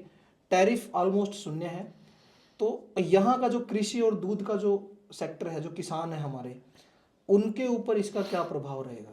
देखो कितना क्लासिकल काम किया है जिन्होंने इस ट्रेड को साइन करवाया है। उन लोगों की कंपनियां बनाती हैं petrol, diesel, automobile, fertilizers, chemicals, खेत में पड़ने वाले। उनको मिलती है सब्सिडाइज्ड, मतलब हम किसान को मिलता है सब्सिडी, लेकिन उनको तो पूरी कीमत मिलती है। यानी उनका केमिकल खेत में और शरीर में, और फार्मा कंपनियां भी उनकी हैं, उनका केमिकल खेत, शरीर और डंगरों में डालने का पैसा मिलता है उनको। अब जब उनका केमिकल आप खेत में डाल देते हो और पेस्टिसाइड, यूरिया, डीएपी से जब आप अनाज पैदा करते हो और फिर आप उनको बेचने जाते हो, तो वो कहते हैं नहीं ये जहरीला अनाज है, हम नहीं खरीदेंगे। यानी उनको उधर भी बेनिफिट हो गया, इधर भी बेनिफिट हो गया। और उनकी सुअर वाली गेहूं अच्छी थी उनकी अच्छी वाली है ना, उनके वाली गेहूं जो है वो यहाँ बिकेगी, वो कह रहे हैं ये वाली टॉप क्लास है। यानी कहने का मतलब ये हुआ कि भारत के किसान का उगाया हुआ गेहूं यहाँ की जो पार्लियामेंट है, या यहाँ की जो मंडियां है, या यहाँ का जो अडानी है, क्योंकि अब से ही तो खत्म करने वाले हैं ये लोग, अडानी है यहाँ के, अडानी मालिक बनने जा रहा है। तो अडानी के लिए अमेरिका से, यूरोप से गेहूं खरीदना सस्ता पड़ेगा, यहाँ के किसान से खरीदना महंगा पड़ेगा। तो वो यहाँ का गेहूं क्यों खरीदेगा, ये मेरी समझ से बाहर की बात है। या मसाले या अनाज या दूसरी चीजें वो आपसे, आपके किसान से क्यों खरीदेगा, तो बोल रहे हैं सर यदि हम वो सस्ता सस्ता देंगे है। ना। हाँ सस्ता तो कह रहा हूं, ऊपर से तो टैरिफ यहाँ भी- के किसान को कौन देगा। अब अगर यहाँ बैठी पार्लियामेंट को जो ये डिस्ट्रीब्यूशन सिस्टम है अपना, पीडीएस है, पब्लिक डिस्ट्रीब्यूशन सिस्टम, इसमें गरीब आदमी को अनाज देना है, तो वो यहां से खरीद कर देना आसान पड़ेगा या वहां से खरीद कर देना, अगर सस्ता है तो। अगर सस्ता है, जहां से सस्ता मिलेगा वो वहां से है ना। तो यहाँ के किसान को ये आने वाले वक्त में बहुत जल्दी ये कहने वाले हैं, आपको सब्सिडी नहीं मिलेगी खाद के ऊपर, आपको खाद भी नहीं मिलेगी, आपको बीज पर भी नहीं मिलेगी, और एमएसपी भी नहीं मिलेगा। और पानी देखो, अब किसान के पास अपना 13 रुपए गेहूं देने के लिए तैयार है, 13 रुपए है ना, तो आप खत्म हो जाएगा ना किसान। अब आपके किसान के पास में अपने खेत में बोने के लिए बीज नहीं है ओरिजिनल। अगर देसी बीज किसी के पास है तो उसकी जमीन देसी बीज के उगने लायक नहीं है, वो उसने पत्थर बना रखी है रोटावेटर चला चला के और उस पे केमिकल डाल डाल के। किसान आईडी बन रही है ना सर अभी, है ना। तो अब धीरे धीरे बीज आपको नहीं मिलेगा, पानी आपके पास है नहीं है, बिना बिजली के आप पानी नहीं निकाल सकते, आपका नहरों का पानी खराब किया जा रहा है, तो आपकी फसल होगी ही नहीं, और होगी तो कोई खरीदने वाला नहीं होगा, और खरीदने वाला होगा तो आपको कचरे में देनी पड़ेगी। यानी अब आपका किसान क्रेडिट कार्ड का पेमेंट भी नहीं जाएगा, और जब नहीं जाएगा तो बैंक आपकी जमीन को नीलाम करने आएगा, और बैंकों का मालिक अडानी है, अडानी का मालिक वही है, रॉकफेलर, रॉथशाइल्ड। तो इसका मतलब है एग्रीकल्चर फील्ड जो है, एग्रीकल्चर जो फाइनेंस है, वो अडानी को दिया जा चुका है ऑलरेडी साल भर पहले। तो क्लियर हो गया कि अब आप अपनी जमीन को इस किसान क्रेडिट कार्ड के चंगुल से मुक्त नहीं करवा पाएंगे यदि इस ट्रेड डील के लास्ट पे जाना है, तो आपकी सबकी जमीन जाने वाली है। वो तो इतना सस्ता दे देंगे 4-5 साल के लिए कि यहाँ की मार्केट क्रैश हो जाएगी, खत्म हो जाएगी। और अब जो ये किसान आईडी बन रही है, हाँ, फार्मर आईडी बन रही है, तो क्या ऐसा संभव है कि आगे जो भी होगा आपकी ज़मीन कैसी है, कितनी ज़मीन है, मिट्टी कैसी है, पानी आपका कैसा है, यहाँ तक कि कितना बीज और कौन सा बीज, कितना पेस्टिसाइड, कौन सा पेस्टिसाइड और खाद आप यूज़ करोगे, वो खाली वो सिर्फ आपकी किसान आईडी डाल के वो डिसाइड करेंगे। वही तय करेंगे और आपको ये बोल दिया जाएगा कि मजदूर के तौर पे काम करना है तो कर लो। यानी कि जो खेती के तीनों कानून हैं अब वो बैक डोर से आ रहे हैं इस फ्री ट्रेड डील। ये वही 3 कानून है। ये मतलब पहले तो शुरू से चल रहे थे, अब ये लास्ट लेवल से वापस उधर आ से रहे हैं। वापस आ रहे हैं, बिल्कुल अब ये यहाँ से लागू नहीं हुए तो ये वहाँ से वहां लागू से होगा। लागू हो गया। और ऐसे में अगर उसकी बात करें ग्लोबल हेल्थ की थोड़ा सा, तो जो वो बीमारी आई थी कोरोना वाले अब नहीं उड़ते तो वैक्सीन। वो अभी जो एप्स्टीन फाइल्स हैं उनसे उसमें मेल में पता लगा है। आप जेमेल वर्ल्ड पे जाके अगर बिल गेट्स के नाम से या कोविड के नाम से सर्च करोगे तो वो दिखाएगा आपको कि वो उसके बारे में बिल गेट्स से बात हो रही है। तो इसका मतलब तो ये हुआ कि वो चाइना की से नहीं, वो यूरोप से आई अरे थी। भाई वो सारा जो चाइना से आया है ये सब तो प्रोपागेंडा था यार, पहले दिन से हम बोल रहे हैं। चाइना का ऐसा कोई लेना देना नहीं है। चाइना में तो सिर्फ इसकी शूटिंग हुई थी और कुछ नहीं था। बिल गेट्स से बिल गेट्स ने ही, और जो चाइना में भी जिस लैब से वो कह रहे हैं कि यहाँ से आउटब्रेक हुआ था वो भी बिल गेट्स की ही लैब है। इसको समझो आप, बिल गेट्स और चाइना अलग नहीं है इस खेल में, चाइना इसमें शामिल है बाकायदा। और मैं तो ट्रायल था सर, कौन सा जो कोरोना था? हाँ बिल्कुल बिल्कुल, वो ट्रायल था। उससे बहुत भयानक हालात अब होने वाले हैं। इवेंट 201 अभी ना इन्होंने अभी आई डोंट रिमेम्बर, ये हिमाचल की बात है कि झारखंड की है शायद, एक पूरे गांव का उन्होंने आधार कार्ड बैन किया है। अभी टेस्ट करके देख रहे हैं वो कि आधार कार्ड बैन होने के बाद क्या क्या बैन कितना होता है और लोगों का रिएक्शन क्या आता है। अभी टेस्ट इंडिया में हुआ है टेस्टिंग अभी तो टेस्टिंग लैब ही है इंडिया। हाँ हाँ, इवेंट 201 करके किसी ने सर्च नहीं किया। मैं 2022 में 2022 में मैं चिल्ला के एक बात बोलता था कि भाई कोविड-19 जो आया है वो तो अक्टूबर में आउटब्रेक हुआ है, उससे 1 महीना पहले इवेंट 201 के नाम पर जॉन हॉपकिंस यूनिवर्सिटी की मदद से बकायदा इसका सिमुलेशन हुआ है, इसका ट्रायल हुआ है। आप लोगों को नहीं समझ में आ रहा है, ये पूरा प्रोपेगेंडा है। और आने वाले टाइम में इनको एक नया वायरस और लेकर आना है। 25 तक लेकर आने वाले थे ये लोग, इन्होंने चटराई भी किया था कि नया वायरस आ रहा है, नया वायरस आ रहा है। हम फटाफट सोशल मीडिया पे, हमारे साथी खूब हैं, वो फटाफट डाल देते हैं नहीं चलेगा प्रोपेगेंडा, नहीं चलेगा प्रोपेगेंडा। और उन्होंने सारे न्यूज़ चैनल पे चला, नीचे कमेंट बॉक्स में पब्लिक ने ऐसा धोया न्यूज़ चैनल वालों को, अगले दिन वो बंद हो गया खतरनाक वायरस, उसका जिक्र बंद हो गया। इसी तरह से अब नए वायरस का जिक्र ये करेंगे। लेकिन खतरनाक सिचुएशन क्या है अमित भाई, 2026 और 27 में वैक्सीन लगे हुए लोग बहुत मरने वाले हैं। मर ही रहे हैं सर। अब अभी बहुत मरने वाले हैं, मतलब पूरी सर्दियों में तो फैमिली खासकर की बहुत फैमिली मरेंगी, मतलब पूरा परिवार खत्म होगा। और नए नौजवान बच्चे बहुत मरेंगे, नौजवान बच्चे, नई नई शादी हुई है, शादी के ऊपर डीजे जो है ये मारेगा उनको, डीजे।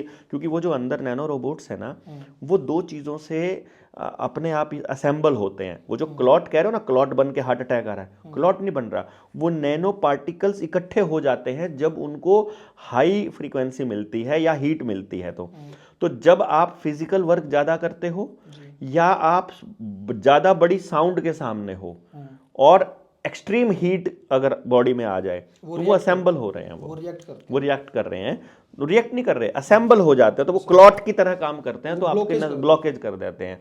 तो वो सारा खेल अब जो अगले साल तक बहुत बढ़ने वाला है, और उसका ब्लेम ये लोग नए वायरस या नई बीमारी पर डालने वाले हैं।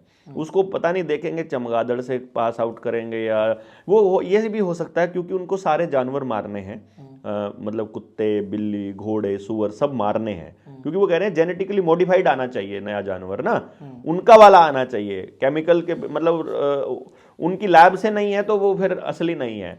तो वो परमात्मा की बनाई हुई चीज़ों को अपनी बनाई हुई चीज़ों से रिप्लेस करके वो नए परमात्मा बनना चाह रहे हैं। इसलिए वो हर किसी को ये कह रहे हैं कि तुम्हारी जिंदगी हमने दी है।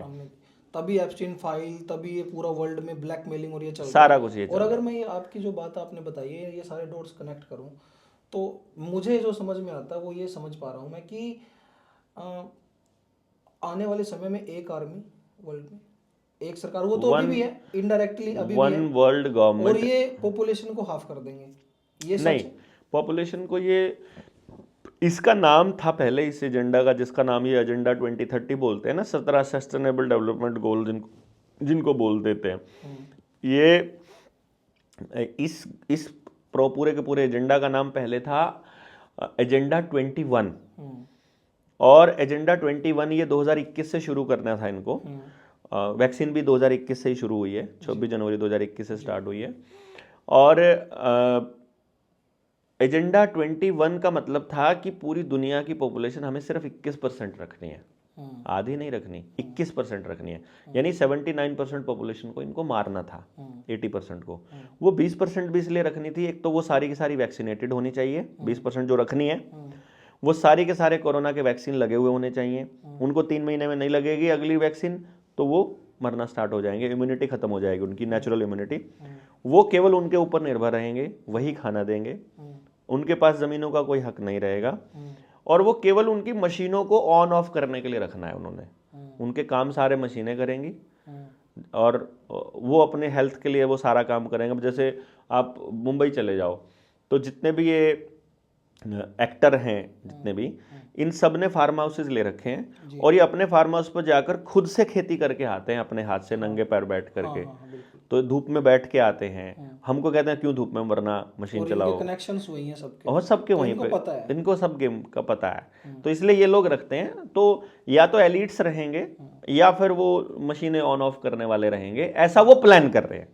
लेकिन उनको ये नहीं पता है कि कुदरत का अपना काम करने का तरीका है और वो उस प्रोपेगेंडा को नहीं कामयाब होने देंगे।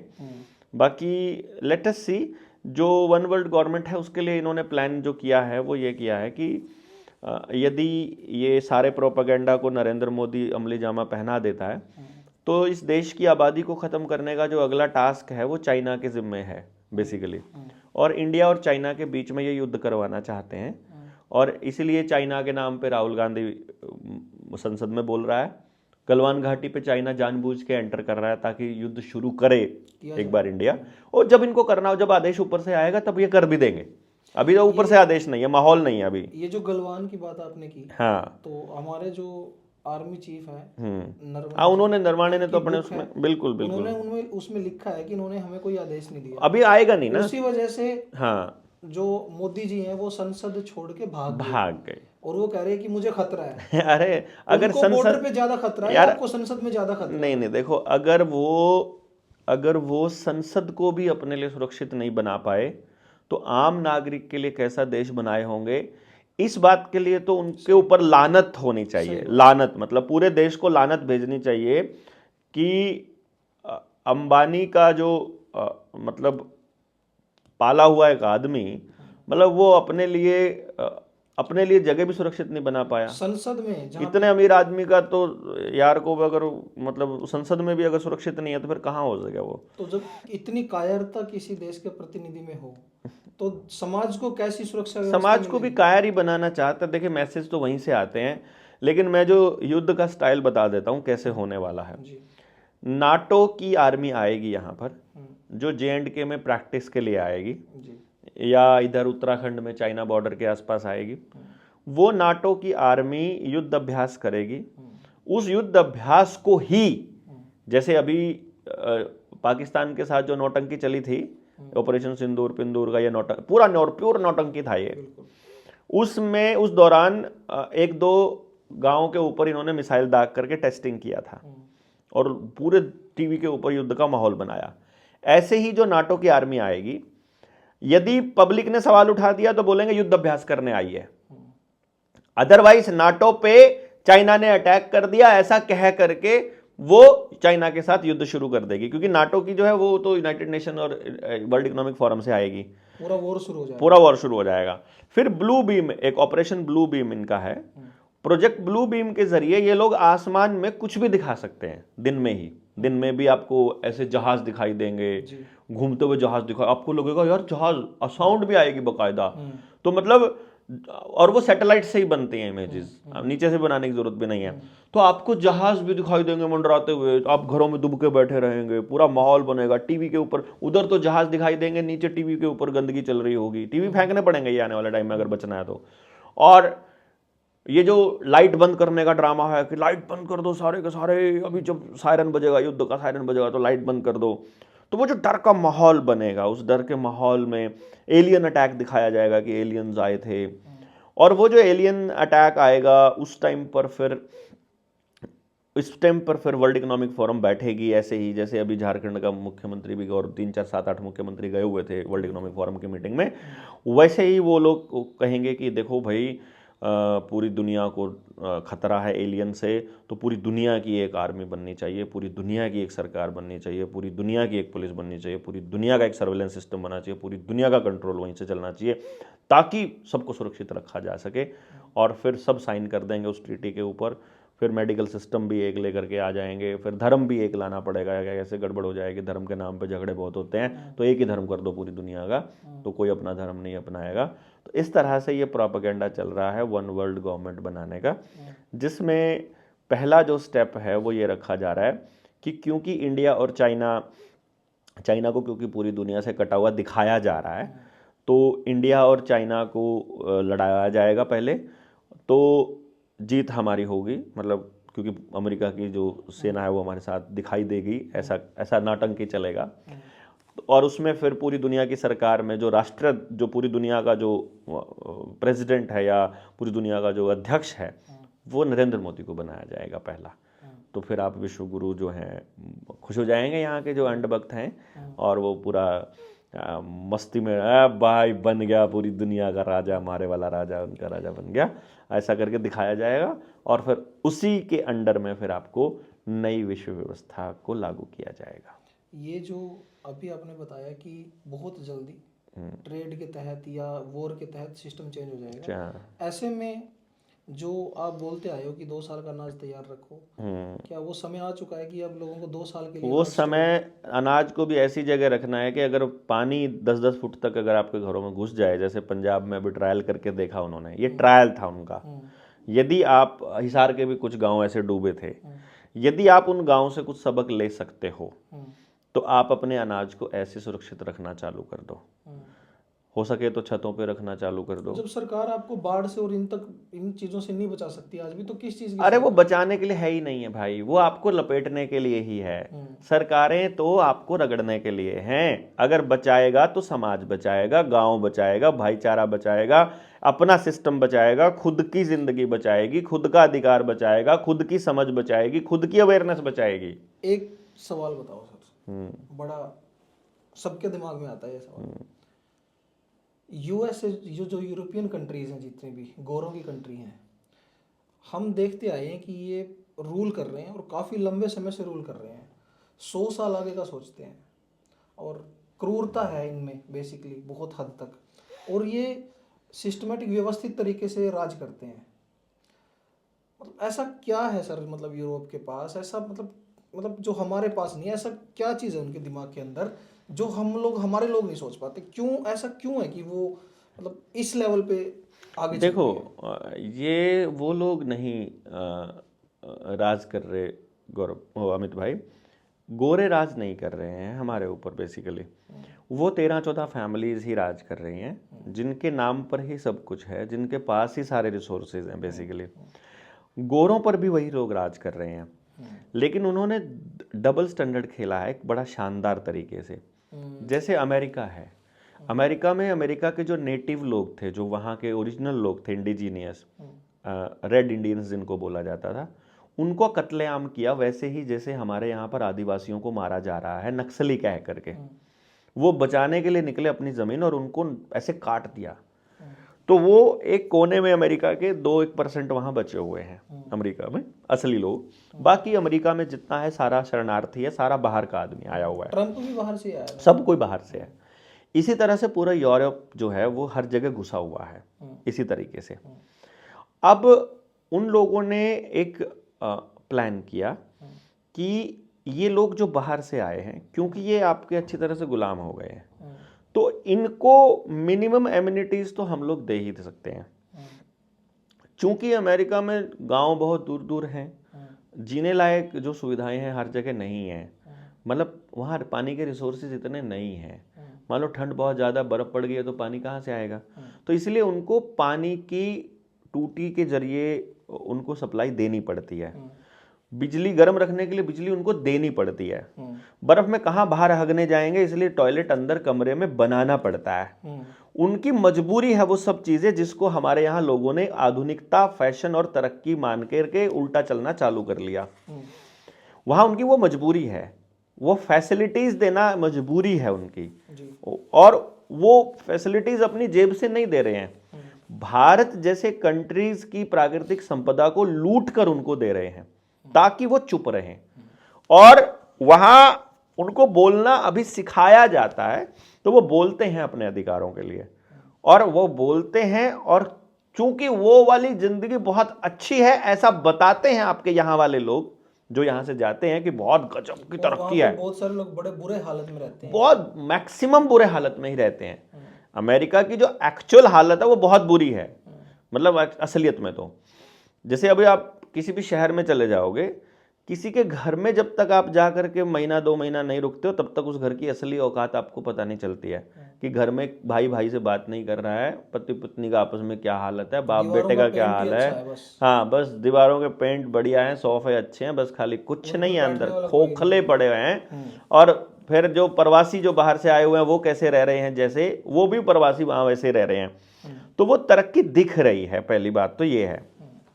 दूसरी बात, राज वो नहीं कर रहे हैं।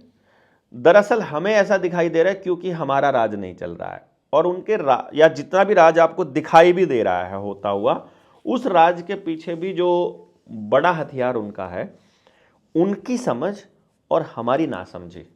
हमारे बच्चों को बचपन से मिसगाइड किया जाता है, कभी कार्टूनों के माध्यम से, फिर टीचर के माध्यम से, और फिर फिल्मों के माध्यम से, और म्यूजिक के माध्यम से। साउंड बहुत बड़ा रोल अदा करती है। तो हमारे लोगों की नासमझी उनकी तरक्की का कारण है और हमारी बर्बादी का, और इसका समाधान केवल समझ है। ये जैसे यूरोप है, यूरोप तो आजकल खुद तो ये बोलता है कि हमें इंजन की ज़रूरत नहीं है, हम इंजन बनाना बंद कर देंगे क्योंकि आजकल सब बिजली से चलेगा।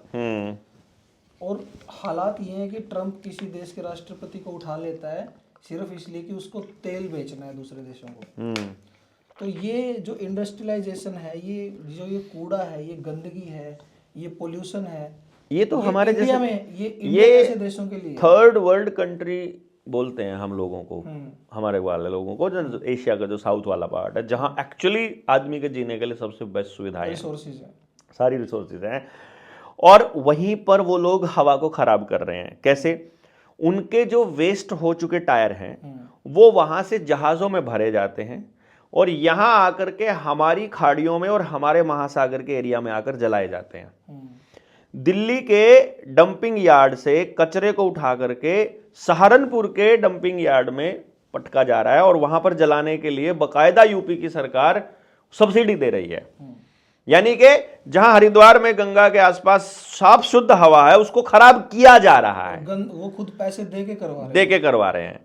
तो इसलिए ये माहौल बनाया जा रहा है, आपकी नदियों में केमिकल्स डाला जा रहा है, आपकी फैक्ट्रियां नीचे अंडरग्राउंड पानी को पल्यूट कर रही हैं प्लानिंग के तहत। पानीपत चले जाइए, पानीपत में जितनी फैक्ट्रियां हैं सारी की सारी अंडरग्राउंड पानी को रिवर्स बोरिंग के जरिए खराब कर रही हैं, और सबके यहां काला पीलिया हुआ पड़ा है, वहां खराब हो चुका है, सब खराब हो चुका है। तो ये सारा का सारा हम लोगों को, क्योंकि जीने लायक इंसान नहीं मानते, तो उन लोगों ने अपना जो डंपिंग यार्ड है उसको भारत को बना रखा है, ताकि एक बार जब ये लोग मर जाएं, ये लोग जब निपट लें, तो उसके बाद हम करेंगे। दरअसल सर, लोगों को ये लगता है कि जो हम जिस दुनिया में रह रहे हैं ना, या जिस माहौल में हम हैं, अब उसको एक्सेप्ट कर लिया उन्होंने, मेंटली प्रोग्राम कर दिया, क्योंकि कोई दूसरा आदमी बताने वाला नहीं है ना कि बेहतर जीवन पॉसिबल है। सर, जो आम आदमी है ना, उसको उन गलियों तक उन्होंने पहुंचने ही नहीं दिया जहाँ हाँ, उनको बेहतर जहाँ समझ हो। तो असली जो जो जो जगह है ना, नेचुरल है, अच्छी चीजें हैं, जहाँ पे अच्छे रिसोर्सेज होंगे, अच्छी नदी होंगी, वहां पे तो सर सरकार का कब्जा है, आम आदमी जा ही नहीं सकता जा ही वहाँ नहीं पे। पाता है वहां पे, तो आपको तो रखा जा रहा है उस पार्ट में कि जहाँ पे आप इस जीवन को एक्सेप्ट करो, एक्सेप्ट कर लो। यस। और वो जनता एक्सेप्ट कर चुकी है। हम्म। धीरे धीरे व्यवस्था बदल रही है, और आप जैसे बहुत अच्छे माइंड हैं समाज में, लोगों को जागरूक कर रहे हैं। मैं तो ये बोलूँगा कि अपनी जान पे खेल के जागरूक कर रहे हैं। और मैं सर अपना ध्यान रखा करो, ऐसा ना हो रास्ते में कभी भी आते जाते कोई एक्सीडेंट या कोई हादसा ऐसा हो जाए, तो ये बड़ी जरूरी चीज़ है ऐसे देखो लोगों अमित के भाई, लिए ये सर। तो देखो, ये तो काम है समाज का। यदि समाज, जैसे मैं बोलता हूँ, अभी मैंने थोड़ी देर पहले बोला है कि आ, अगर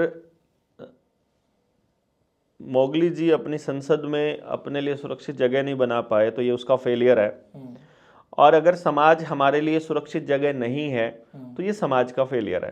हम्म, क्योंकि मेरे लिए सुरक्षित नहीं है तो आपके बच्चों के लिए भी नहीं है। बिल्कुल। और जो समाज सुरक्षित नहीं है, हम्म, अगर ये बताते बताते भी उसके लिए जान दे दी जाए कि आप सुरक्षित नहीं हो, कम से कम मरने के बाद, क्योंकि हमारे लोगों की खासियत क्या रहती है कि वो अंतिम संस्कार पे करोड़ों की भीड़ आ सकती है, जीते जी थोड़ा सा उनको लगता है कि यार पागल ही लगा पड़ा है, क्या जरूरत पड़ी है। उसे लगता है कि सरकारों से लड़ने की जरूरत नहीं होती। वो संघर्ष को बेवकूफ़ी या पागलपन का नाम देते हैं, पर जब मर जाते हैं तो अपने मन को सांत्वना देने के लिए उनको शहीद का दर्जा दे देते हैं। हम्म, वरना भगत सिंह आज भी आतंकवादी है, डॉक्यूमेंट्स में कोई नहीं लड़ा उसके लिए कि तुम आतंकवादी नहीं थे। ना ही नेताजी को अंतर्राष्ट्रीय युद्ध अपराधी घोषित कर रखा है, उसके लिए कोई लड़ा। ना ही अब सरकारों ने जितने किसान नेता हैं इन सब के ऊपर भी देशद्रोह तक के मुकदमे लगा रखे हैं। तो यदि अभी वो मर जाते हैं तो उनके ऊपर के भी डॉक्यूमेंट में तो देशद्रोह का मुकदमा दिखाई देगा। तो ये बड़ा विडंबना है कि हमारे लोगों को, असल में मैं ये कहूँगा कि एजुकेशन ही ऐसी है कि हमें नहीं सिखाया गया इन सब चीज़ों के लिए लड़ना। और कुछ लोग होते हैं जिनके अंदर वॉरियर जीन आ जाता है, जिनको लड़ना ही होता है। ये बहुत लंबी लड़ाई समाज को लड़नी हाँ, पड़ेगी ये सर लंबी अभी। लड़ाई जरूर है। और ये रास्ता बनाते रहते हैं। जैसे जो नेताजी ने जो रास्ता बनाया उसको फॉलो करते हुए भगत सिंह ने फिर आगे, मतलब भगत सिंह और ने पहले मरे, फिर नेताजी आए, फिर उसके बाद लाल बहादुर शास्त्री जैसे लोग थे, फिर राजीव गांधी जैसे लोग थे, फिर राजीव दीक्षित जैसे लोग थे। ठीक है, वो लोगों ने अपनी उस विरासत को हमको दिया, तो हम इसको लेकर के जहाँ तक लेके जाए जनता सरकार मोर्चा के साथी वो जा रहे हैं। अब कहने को तो नाम हमारा हो रहा है लेकिन कर तो सारे साथ ही रहे हैं। बिल्कुल। तो वो विरासत को लेके जाने की प्रोसेस है ये। मुझे लगता है कि समाज में इसको कोई ना कोई लेने वाला फिर आगे मिल जाएगा।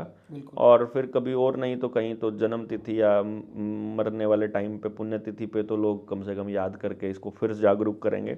ये बातें जो हम आज बता रहे हैं गांव में जा कर के, इसीलिए हम लोग रिकॉर्ड कर रहे हैं कि लोग इस पर फिर किताबें लिखें, लोग समझें कि ऐसा, ये कोई इत्तेफाक नहीं है कि आपको स्कूलों में, कॉलेज में, यूनिवर्सिटी तक की इतिहास की किताबों में केवल युद्ध पढ़ाए जा रहे हैं। और इतिहास में कभी कोई पुरखा शांति से नहीं जिया होगा, स्वस्थ नहीं जिया होगा, प्यार से नहीं जिया, ऐसा तो हो नहीं सकता है। ऐसा कोई वर्णन है तो नहीं। ऐसी कोई चर्चा, डिबेट नहीं आज तक मैंने सुनी। अपने 45-46 साल की, 46 साल से ऊपर का मेरा जन्म हो गया, तो मैंने नहीं सुनी कि जहाँ ये डिबेट हो रही हो कि आओ बैठकर बात करते हैं कि प्यार से कैसे रहा जाएगा, आओ बैठकर बात करते हैं कि अपनी व्यवस्था कैसे बनाएंगे, आओ बैठकर बात करें कि कोई बेटी असुरक्षित महसूस ना करे, आओ बैठकर इस पर काम करें कि हम हीलिंग प्रोसेस को ठीक करें, बीमार ना पड़ें, हम हेल्दी रहें और भाईचारे से रहें और समृद्ध रहें और किसी के कंट्रोल में ना रहें और आज़ाद रहें और बंधे भी रहें। अब हम यहाँ बैठे हुए हैं, हम आज़ाद भी हैं और बंधे हुए भी हैं। मैं आपकी मर्यादा रख रहा हूँ तो मैं बंध गया ना। वो जो कंट्रोल है मेरा सेल्फ का कंट्रोल क्यों नहीं है? कौन सिखाएगा, कौन चलाएगा, किसके कैसे करेंगे? तो ये चर्चाओं की ये बहुत कमी भी है और बहुत ज़रूरत भी है।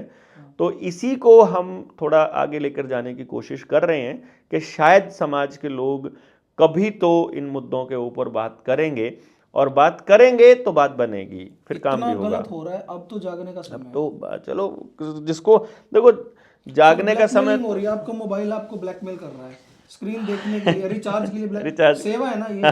तो सेवा है तो फिर बिजनेस क्या है? ये बस बिजनेस बस है ना। बिल्कुल। सेवा का नाम क्यों दे दिया गया है? तो ऐसे मंच हैं जैसे जनता सरकार मोर्चा है, ऐसे सुपर माइंड, सुपर ब्रेन्स हमारे पास हैं जैसे देवेंद्र जी हैं, और भी इनके संगठन में भी और बाहर भी बहुत सारे लोग हैं जो काम करना चाहते हैं और उनको सपोर्ट की ज़रूरत है। और उनको सामाजिक सपोर्ट चाहिए और कुछ भी वो समाज से नहीं मांगते, जैसे कि इतिहास में भी कभी नहीं मांगा गया।